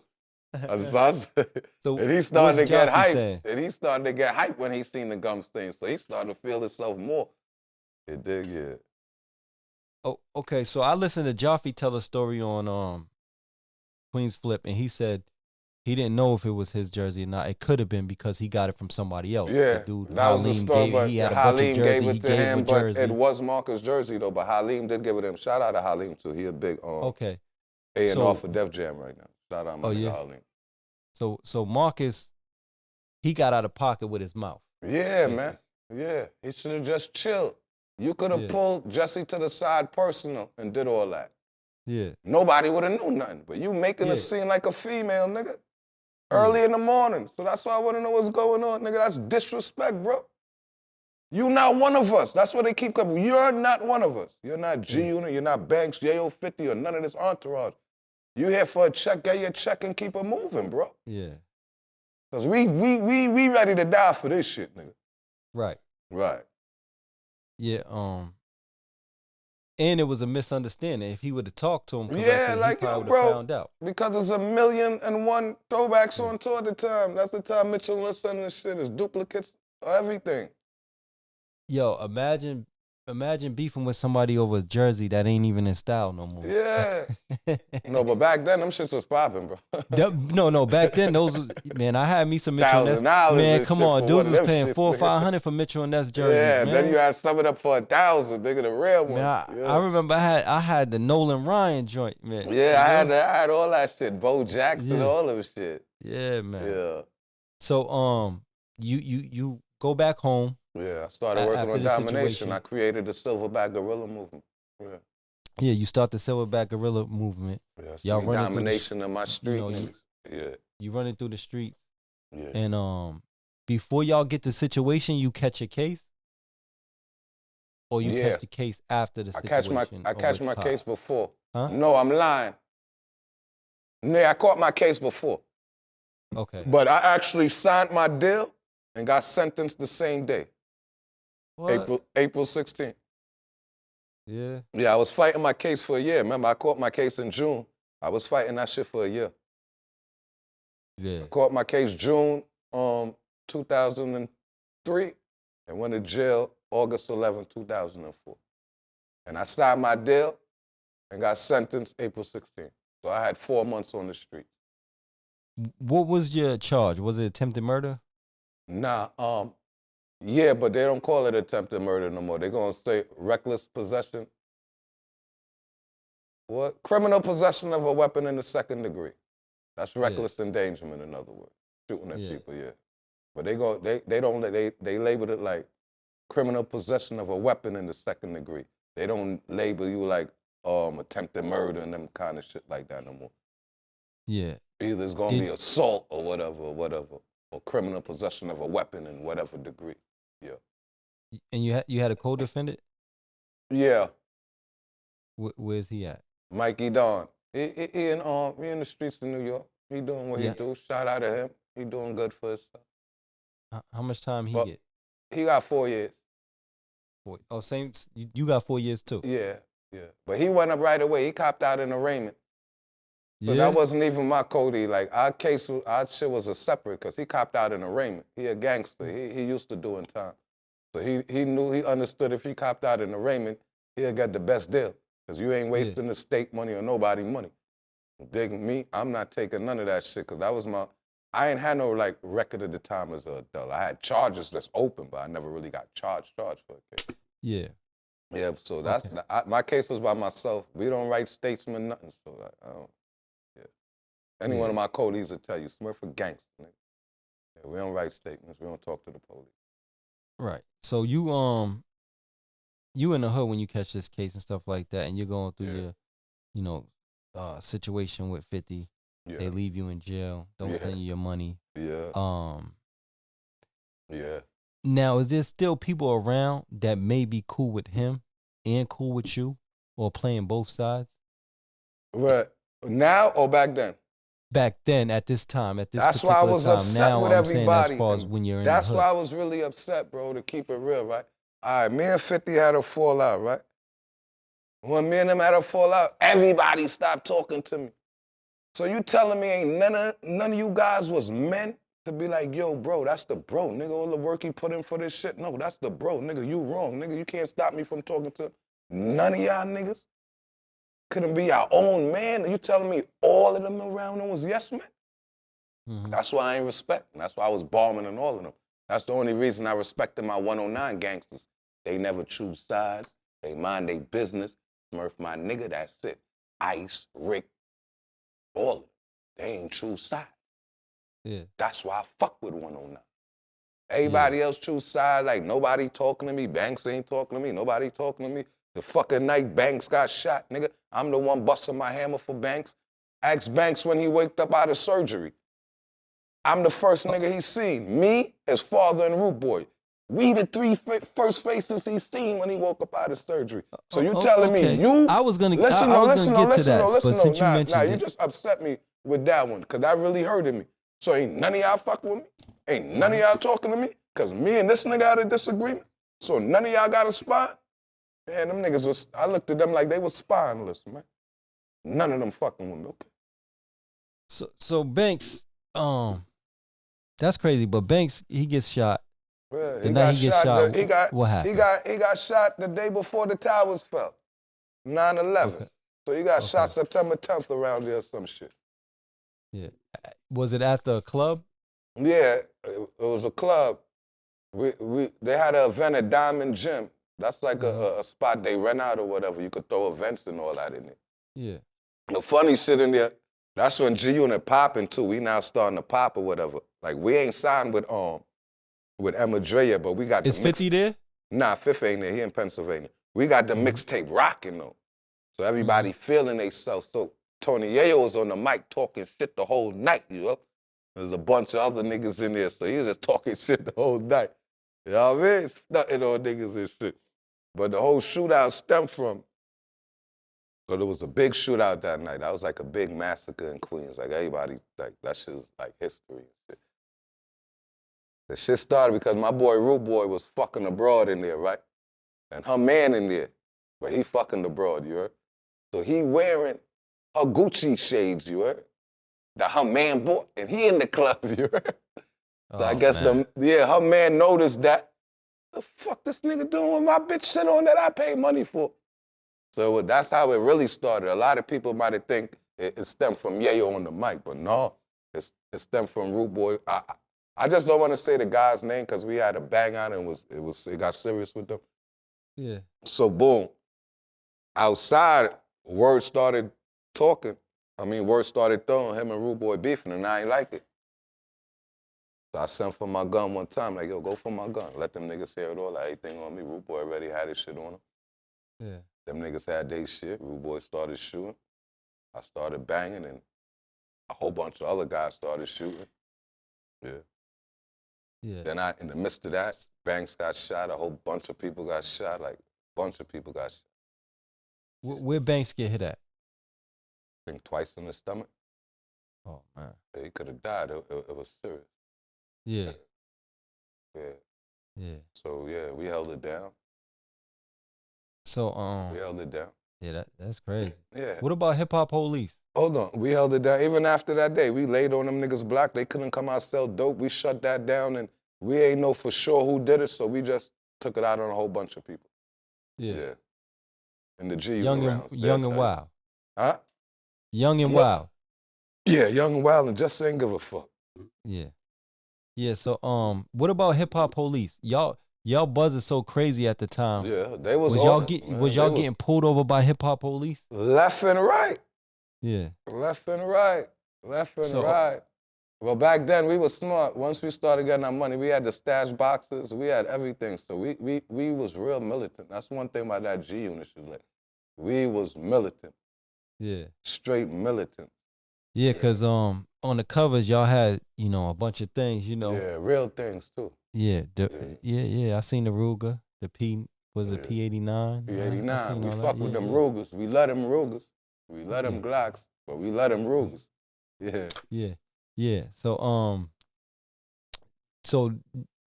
never caught no cases because of the hip hop police at this time or anything like that. Nah, I never caught no cases doing nothing.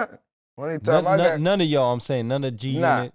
Nah. Okay. Only time, I think Banks and 50 had got locked up with a 2.5 in the car, but that was the security gun. But they wound up taking them down. And nah, we not a move. Yeah. We just happen to be blessed, bro. Just blessed. Yeah, blessed. So you catch a case, he don't bail you out. Yeah. Don't send you your money. It's not bailing me out. Don't send your money. You getting it confused. You sounding like them. I didn't need him to bail me out. No, I'm saying he ain't send me my money. He ain't send you your money. You saying he ain't bail you out. I ain't need him to bail me out. I'm saying he don't do either or. He don't bail you out or he don't send you your money so you could bail yourself out. Yeah, he ain't do that. You know what I'm saying? That's why I was hurt. Like if you ain't gonna send me my money, at least bail me out. Yeah. You know what I'm saying? At least bail me out. The funny shit is, we was so popping, the bail bonds from Queens, they know us. You ain't even need to send money. All he needed was the fax and signature, nigga. Yeah. Remember, we popping. Remember, bail bonds, they go off for collateral. They know we got it, nigga. Who you with? 50? Just give me your signature. We don't even need money. Yeah. Come on, man. Niggas leaving me in there to rot. Fuck out of here. I'd never respect that. Even though I'm humble now, I love them still, but back then I couldn't respect that. Yeah. And that's kind of tough, like being in jail. Everybody notices your Everybody man. know you. It's popping. And people you looking at you like, 2 why weeks, you ain't nigga? out? What's going on with you? Making up all kind of excuses, you heard? Yeah. Hold on, 2 weeks? Oh, yeah. Yeah, he's niggas coming. like, hold on, son ain't right, nigga. You ain't here a little too long, nigga.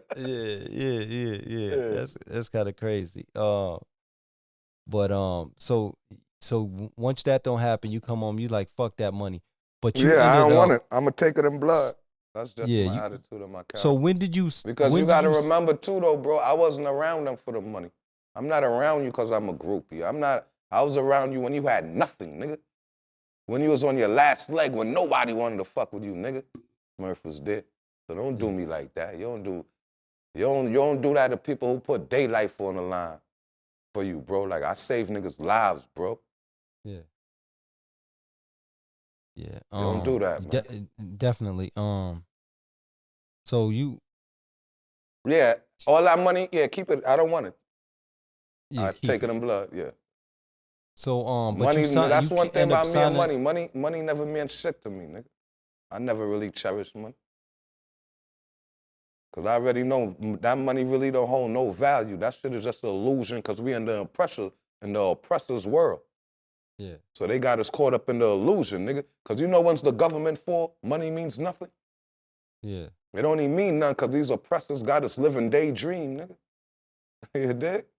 So I never really, money never really meant nothing to me, nigga. I like nature more than money. I'm into nature, you heard? Yeah. That's how I learned to love myself.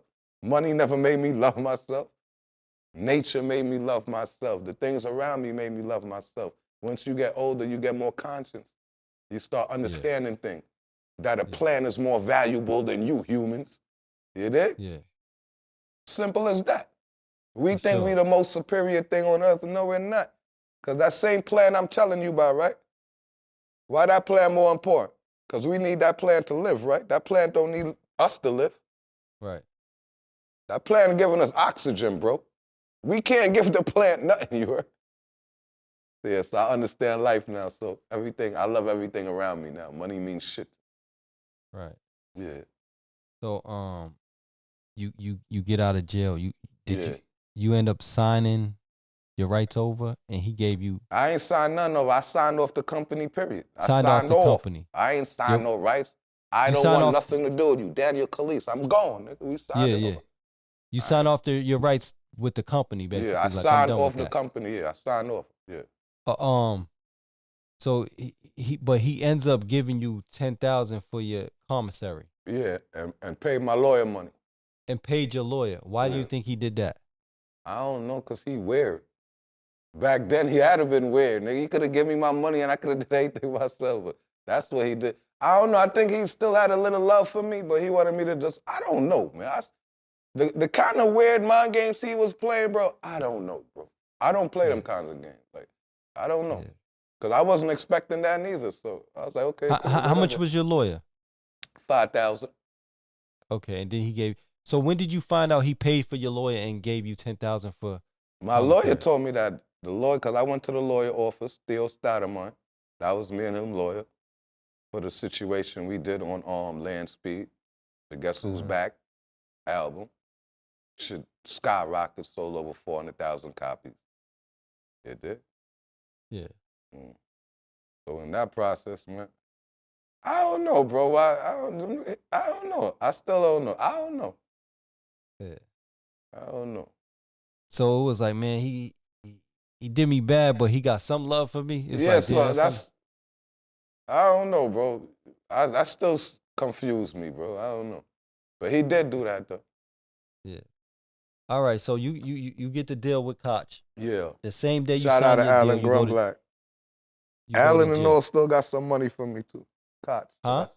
Koch still got some money for me. Okay, that's what I was going to ask you. Did they, because I was definitely going to ask you that, because did they cut the check? Because allegedly they were owing people money. Yeah, I got an advance, but they owe us a lot of money. Okay, how much they owe you? A lot of money.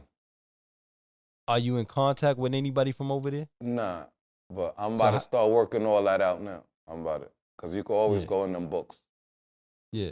So, yeah. Are they still in business? Yeah, they E1 Music now. E1, okay. Yeah, they definitely still in business. So, y'all was the Silverback Gorillas. Yeah. And who was Gangsta Flip Records. I told you we had to change the company name to Gangsta Flip Records, though. Because I told you 50 wound up copyrighting Silverback Gorillas. Yeah. And who was your artist? Domination. Young Dice, Big else? Swing. And who? Big Swing. Yeah. And who did y'all work with as far as producers? Like, I know you said that Nas stole a beat from y'all. How did Nas steal it, or did the producer give it? It could have been the producer give it, but they supposed to know that too. The label's supposed to know that too. So I'm gonna just take that up with Columbia, because I know I got a little piece of change coming to me. Yeah, but Nas wound up jacking We Just Friends, the Domination track. Yeah, I could go check that out. Yeah, I think what track I did that on that Greatest tape, New Survival or some survival shit. But yeah, we worked with Jay Garfield. We worked with the Heat Makers. That's back then. The Heat Makers was popping. Yeah, they did the Ghetto Fuss on Domination album. For y'all that don't know, that album is still available to this day too. That's God Giveth, God Take It Away. And you named that because of what? Because that's what he told me, so I threw it back at him. Right. So the first time he dissed me on the mixtape, that's what he said. God giveth, God take it away. I come back off tour, I'm going to whoop the skin off your little ass. And that's why me and Domination did was beef. Yeah, you going to whoop my ass? Quit poking them needles in your ass, motherfucker. Get into your head right now. Yeah, so he did that. That's why we actually dropped the What's Beef record, Domination. And that's what really took us out of there. Yeah. What's up with Domination? Like, what's he locked up chilling. for? He on the countdown. He about to come home after 18 years, finally. Wow. Yeah, he'll be home next year or the end of this year. Free domination. He's in great spirit. He's great. He's comfortable. Yeah, my What's brother. he locked up for? Manslaughter, but they broke it down to gang assault. Okay. Yeah. Yeah. So I had heard you say something. Yeah, I ain't finished the producers though. Heatmakers was on there. Who else we did? We did Jay Garfield, Heatmakers. My nigga Shatik. Shatik be doing a lot of big joints. Who else we had on there? There's one more. DR Period. You familiar with DR Period? Nah. DR Period hard. He do a lot of shit for MOP and them niggas. Okay. Yeah. DR Period. We Little Fame did a track for us as well, but it ain't make the album. Domination of Little Fame from MOP had a record. Yep. Yeah. Little Fame, I did the beat too. Why didn't they make the album? I'm not sure, because I love that record. I don't know if we couldn't get the sample clear or something. Yeah. Yeah. And a few other guys, but like those was the main joints who I can remember. DR Period. Heatmakers. Jay Garfield. Like, they make dope records too. Yeah. Yeah. Those are few producers I remember. I was watching something. You said you don't give passes, right? Yeah. Domination was shot at while he was with his kid. Yeah. Was that in Queens? Yeah, that was in Queens. Yeah. So he didn't get hit or nothing like that. Nah, nobody got injured. Oh, that's crazy. How old was his kid? His daughter. I think she could have been like 8 at the time, or a little younger. Yeah. Wow, that's crazy. Yeah. No. Yes. Does he plan on rapping when he comes home too? Yeah. Of course. Can't nobody see him on the mic. Yeah. I put anything on the line for him. I did that already. Right. Yeah. For sure. He ain't never let me down. Shout out to my brother. Yeah. Yeah.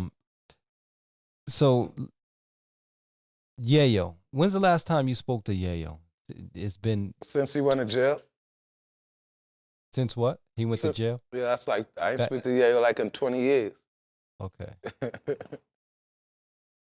Shout out to Yayo though. Yeah, shout out to Yayo. I just want people to keep it real. Like if you a man, be a man. Don't let nobody else tell you can't talk to this guy or. Come on, son. You was my homie too. We never had no issues. I would love to have a conversation with Yayo. Yeah. Yeah. You think it'll happen? Of course it's gonna happen. Yeah. Because I don't want them to wait till I come back out there for it to happen. Because when I come back up there, I pulls up. They know me. I'll pull up to your office by myself and we sit down and talk on some diplomatic shit. Because I'm on some grown man shit now. I changed my whole way of thinking. But I still will pull up. Oh, you're gonna come back up here? Yeah. They can't keep me down here forever. So you didn't have a lifetime setback? You had a 10-year, 15-year? Nah, it wasn't 10 years neither, but it wasn't a life. It was what? It wasn't 10 years, but it wasn't a life ban. I'll be back. I could have been back, but just certain shit ain't work out. Yeah. I'll be back.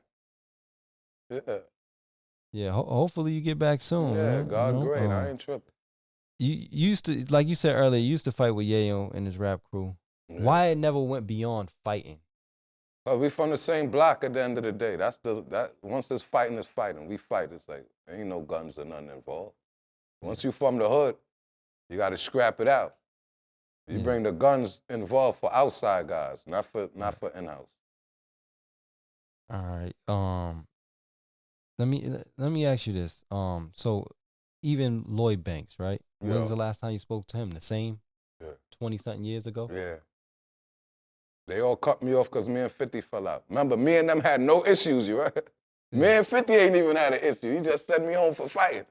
Yeah. So everybody distanced themselves from me, but it's cool. What about Banks now? He don't seem to be around Fifth.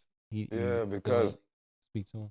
Yeah, because I guess he couldn't take it no more. You know how it go, business-wise. So I guess he want to be independent. Yeah. Yeah. All right, let me run through these real quick. Let me ask you about this. Maserati Fox. Yeah. What was your issue with Fox?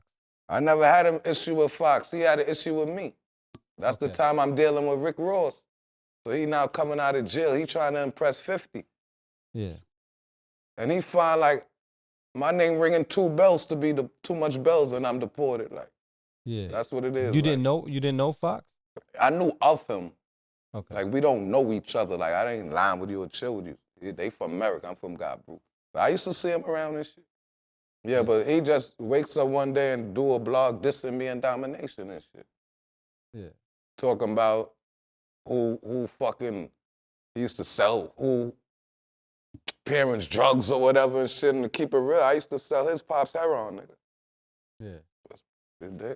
Rest in peace to him and his pops, but to keep it real. But that's what he was jumping on the internet saying, dissing me and Domination and shit. So I ain't take that lightly. Yeah, yeah. And you know what's crazy? He died on my birthday, January 3rd.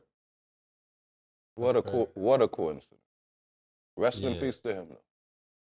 Yeah, rest in peace to Fox. It seemed like he had a lot going on. Yeah, I met Fox. Yeah, he a wild boy. I give him that. Yeah. I met Fox. But and what's official too? Shout out to the OG Jock from Queens. Domination and Fox actually sat down and spoke face to face. Yeah. On Farmers. Yeah, Black Child, all them niggas was there, but Black Child didn't wind up leaving. But he thought it was gonna go down because everybody know Domination and Fox beefing or whatever. But yeah.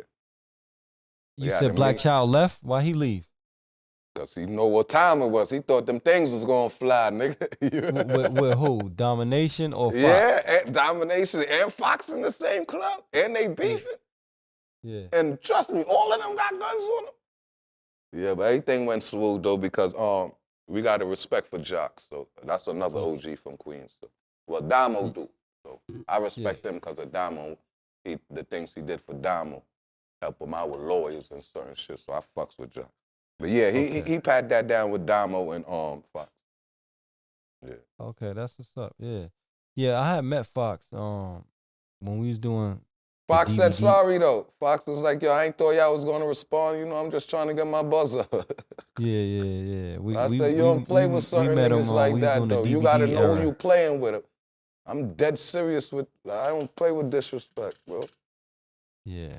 We, like I said, we met him. We was doing during the DVD era. We went and filmed him, recorded him, did an interview and stuff like that.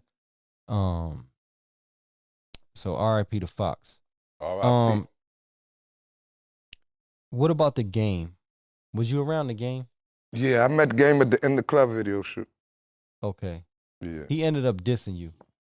Yeah, I know. We was dissing each other. All right. So, how did you feel about? I was dissing Game too. Rest in peace, Game. The goons on the way. Twin stick spray, bringing that shit my way. We bucking broad day. Check the resume. Crack sales, gunplay. And if I said you're dead, you're dying today. Here, shorty, take the K. The hoopty around the corner, player be on your way.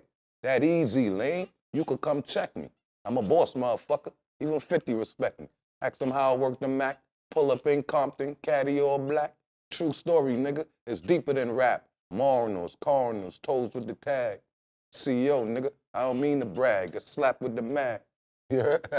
Lay ass down there and run with your flag. Oh, he's special. Zip him in the red bag. I dissed him too.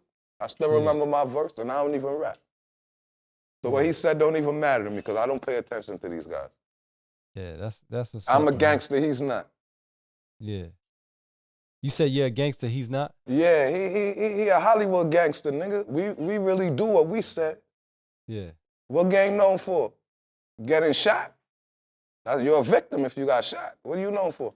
Being a blood or Crip? You gotta put in work. Because I could be from a blood neighborhood and put in no work, I'm automatically a blood. I'm a blood, I'm from that neighborhood. So what that mean? Just because you wear a red bandana, you get busy? I'm just asking. Not necessarily, man. You know how it go, man. That's what the world gotta know too.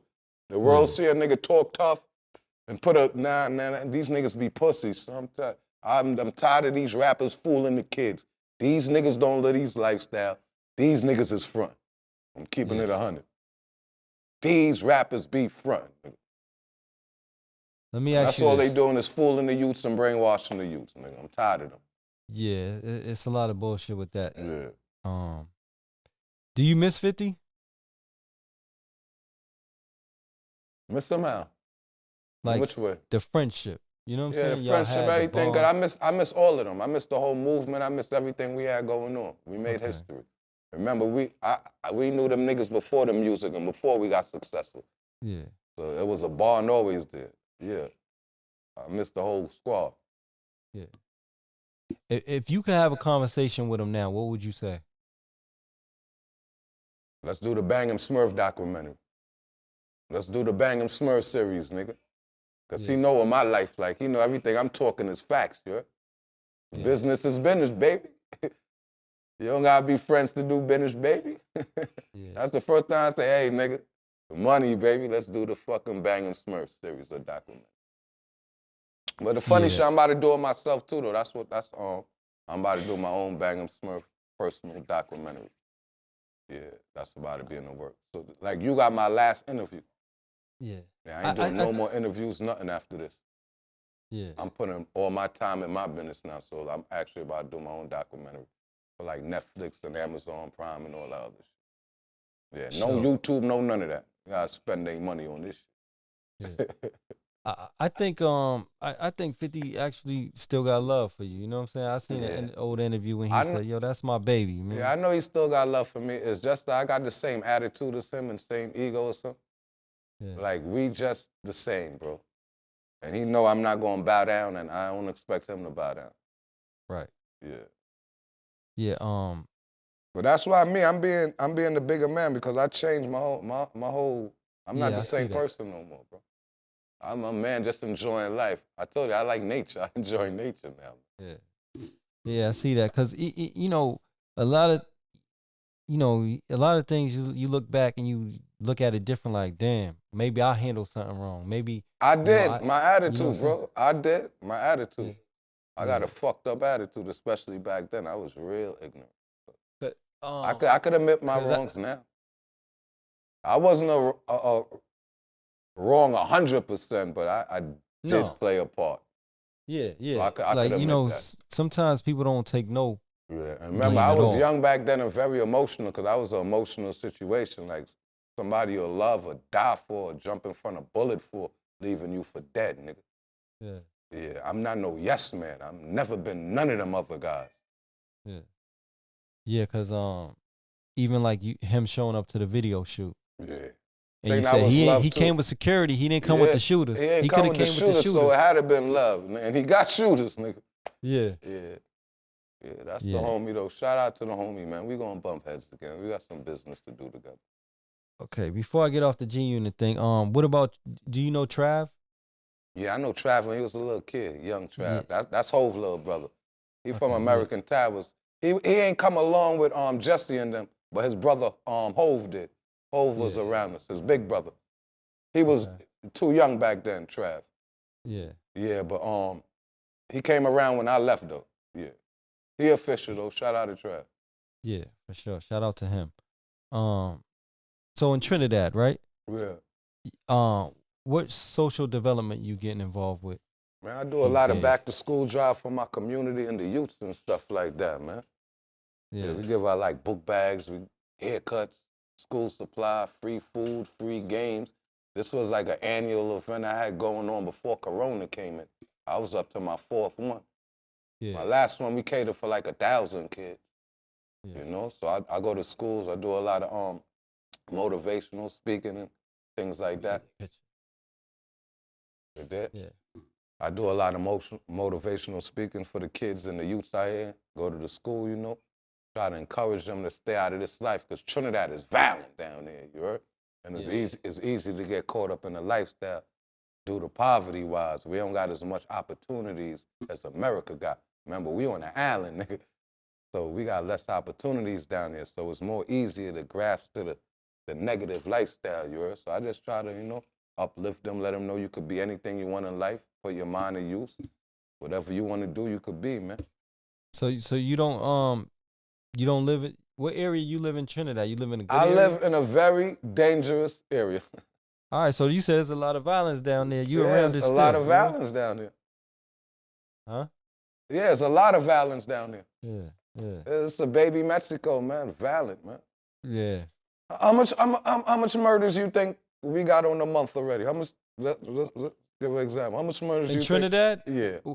Okay, Listen, the month I don't know how big January the country is. just started. It's only 1.5 million people here. We smaller than Queens. We smaller than Queens. Smaller than Queens. Queens got 2.5 million people. Okay, maybe got 20. Nigga, we got 30, man. Yeah. 30 plus, man. Queens don't even got 10 yet this year already. You talk about it.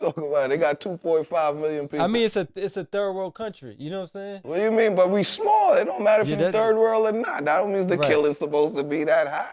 Look at Barbados and all them other countries. You'll be hearing about them kind of shit. It ain't supposed to be that high, but I'm just giving you an example though. This shit dangerous out here. Yeah, that's crazy, especially 20, even like in the States, it's a little different now than what it used to be. You know what I'm saying? Big brothers everywhere, cameras everywhere. I know it's not like that down there probably. Crazy. Let me ask you this. You're into music. Who was your favorite artist growing up? My favorite artist? My personal favorite artist?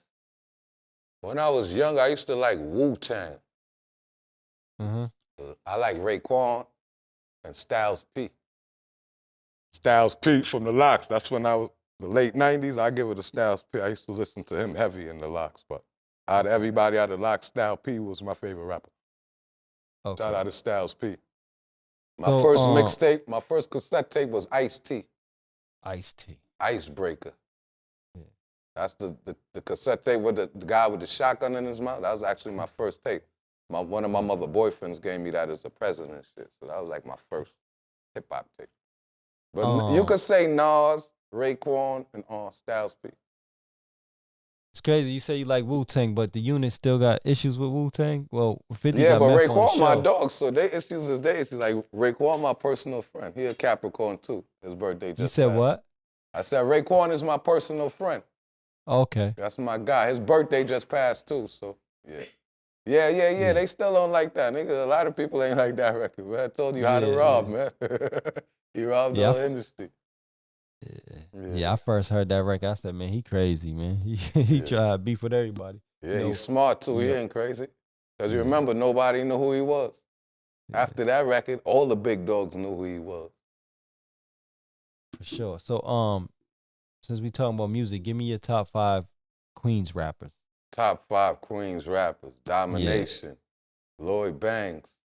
Nas. Domination. Lloyd Banks. Nas. Who else I'm missing, boy? I'm going to put Cool G rap in that motherfucker. Cool G. Cool G put niggas on. Okay, that's 4. Yeah, I put Cool G rap in there. Who else my 5th? Man, get that shit to LL, man.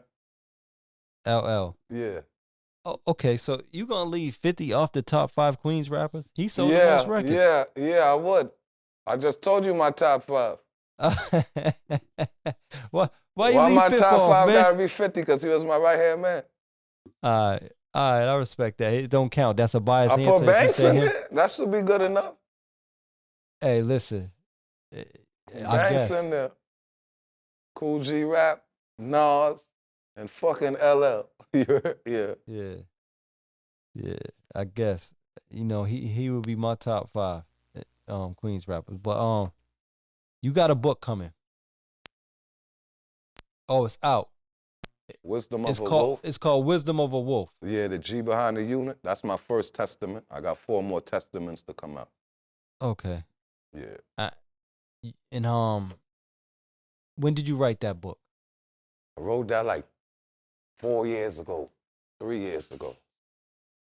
Yeah. Before Corona came, man. Like, Corona came and messed a lot of things up, but yeah, before Corona came. Yeah. Yeah. Was that a hard thing to do, to be able to write that? Nah.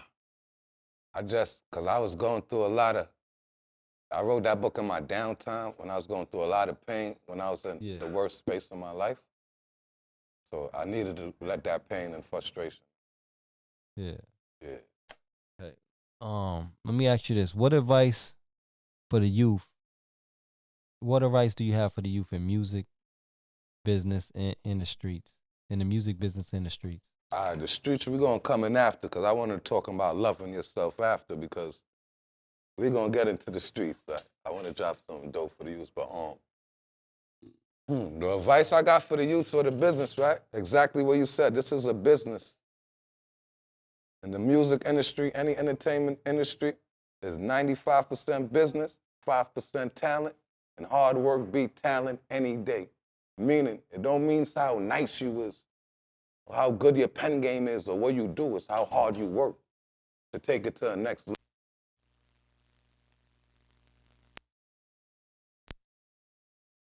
Just before, like, you play any sports, you gotta know the rules, right? Or any game, you gotta know the rules, right? Yep. Like if you're playing basketball, you gotta know what a foul is, charges, double dribble, carry. You gotta know the rules. Yep. Just like the music business, you gotta know the rules. You gotta master your contract. You gotta understand publishing, understand royalties, understand points on albums. You just gotta master the game, man. There was a book that I used to read. It's like, I call it like a music dictionary. It's called Music, Money, and Success. That breaks everything down for me. So my advice for any artist that want to get in this business, know the business first. Study the business first. You understand what I'm saying? Yeah. So you can understand the business where you won't get robbed. You get your rightfully due. You dig? You must master the business first. Because this generation right now, they're giving out a lot of 360 deals, and that's the worst deals ever. Yeah. Yeah, 360 is a big circle, exactly what it is. But everybody else get paid before you. Your lawyer got to get paid. This one got to get paid. They taking out for promotion, marketing promotion one time. They getting half of your show money. They getting your half of your merchandise money. That's unheard of, man.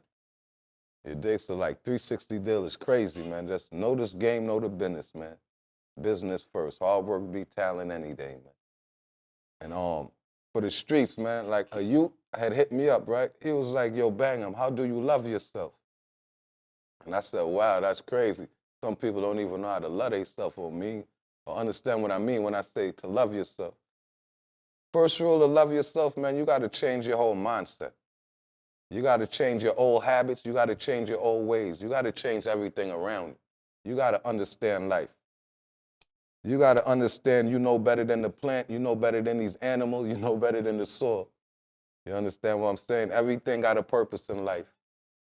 You dig? But to love yourself, you just got to be happy. And in order to be happy I give you four steps, right? Always speak impeccable words. Never take things personal. Never make assumptions. And always do your best. If a youth or any of these youths, y'all can master this from now, you will unlock different levels in your life.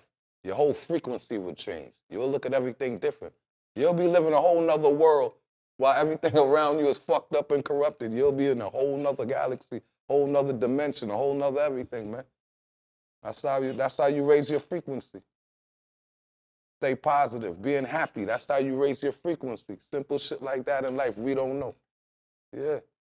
How we carry ourselves. Just change your mindset. Just remember them 4 steps in life right there. If you can master that, bro, everything gonna change around you. All kind of blessings gonna come your way. But those are the first steps of loving yourself, man. Appreciate everything around you. Sure, man. Yeah. I appreciate them words. I got one more question too. I should have asked this earlier. You was running around in the streets, right? Yeah. You came to the States at a young age. Yeah. Why you didn't get your citizenship? Because I'm a little nigga at the time. Remember, when I got deported, I caught my case at 22, bro. Yeah. I'm still a baby. I'm saying, like, listen, like let me tell you why. I'm not thinking like that. I'm thinking I'm American. I'm raised here my whole life. What do you mean, what citizenship? I think I'm here. Nigga, I thought I'm one of y'all. That's why I ain't get it. You heard? Like, I'm thinking I'm cool. I'm paying taxes. Yeah. I got kids up here, everything. Y'all just gonna deport me. Yeah. It's not like I got my paperwork, so I was a permanent resident. Okay. You did. It's not like I ain't had paperwork, so I was a permanent resident. But when you catch an aggravated felony, your permanent residents get revoked. You dig? Yeah. Yeah. I caught an aggravated felony. Yeah. So your mom didn't think about applying? Nah, my mom's is a citizen now, but she got her citizenship when I was a grown man. Oh, okay. So if she would have got it before I was 18, I'm automatically a citizen. Yeah. But she got it when I was older than 18. So her and my sister good. You dig? Yeah. Yeah. But if she would have got her citizenship before I was 18, I'm automatically a citizen. Yeah, for sure. Yeah, it all good though. I ain't tripping, man. At least I gotta know where I'm from and I gotta know my roots. So my grandmother always told me you could never get to where you go until you know where I'm from. Yeah.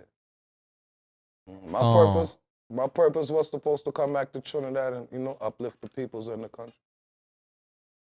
And that's why I stay in the hood, because I don't got to live in the hood. It's just not my castle in the hood on top of the hill is big, comfortable. Fuck, I'm going to move for it. But I wake up in the hood every day, and it keep me grounded and level. So I'm cool with it. So what's your plans, man? What's your plans? I already told you, man. I got the EM SMURF documentary coming. I'm about to drop a record called Fast Lane. I'll do a video for it and all that, turn the place back up. I got a few, I just don't want to talk too much. I just like dropping my business, just drop it on. Yeah, for sure. Yeah, I got some shit lined up this year. We coming hard. Executive moves. Yeah, for sure, man. Yeah. We appreciate you, man, sitting Man, I down with us. appreciate you, man. Shout out to Boston. Shout out to everybody, man. Shout out to Ghetto Report Podcast, man. You got the officialist dude in Queens, the biggest stepper from 134. You there? Yeah, legendary. Another classic. Yeah, for sure. Yes, sir, man. We out of here. No doubt. Well, I'm caught up in this fast life. Every morning night I pray. Gotta make it out some way.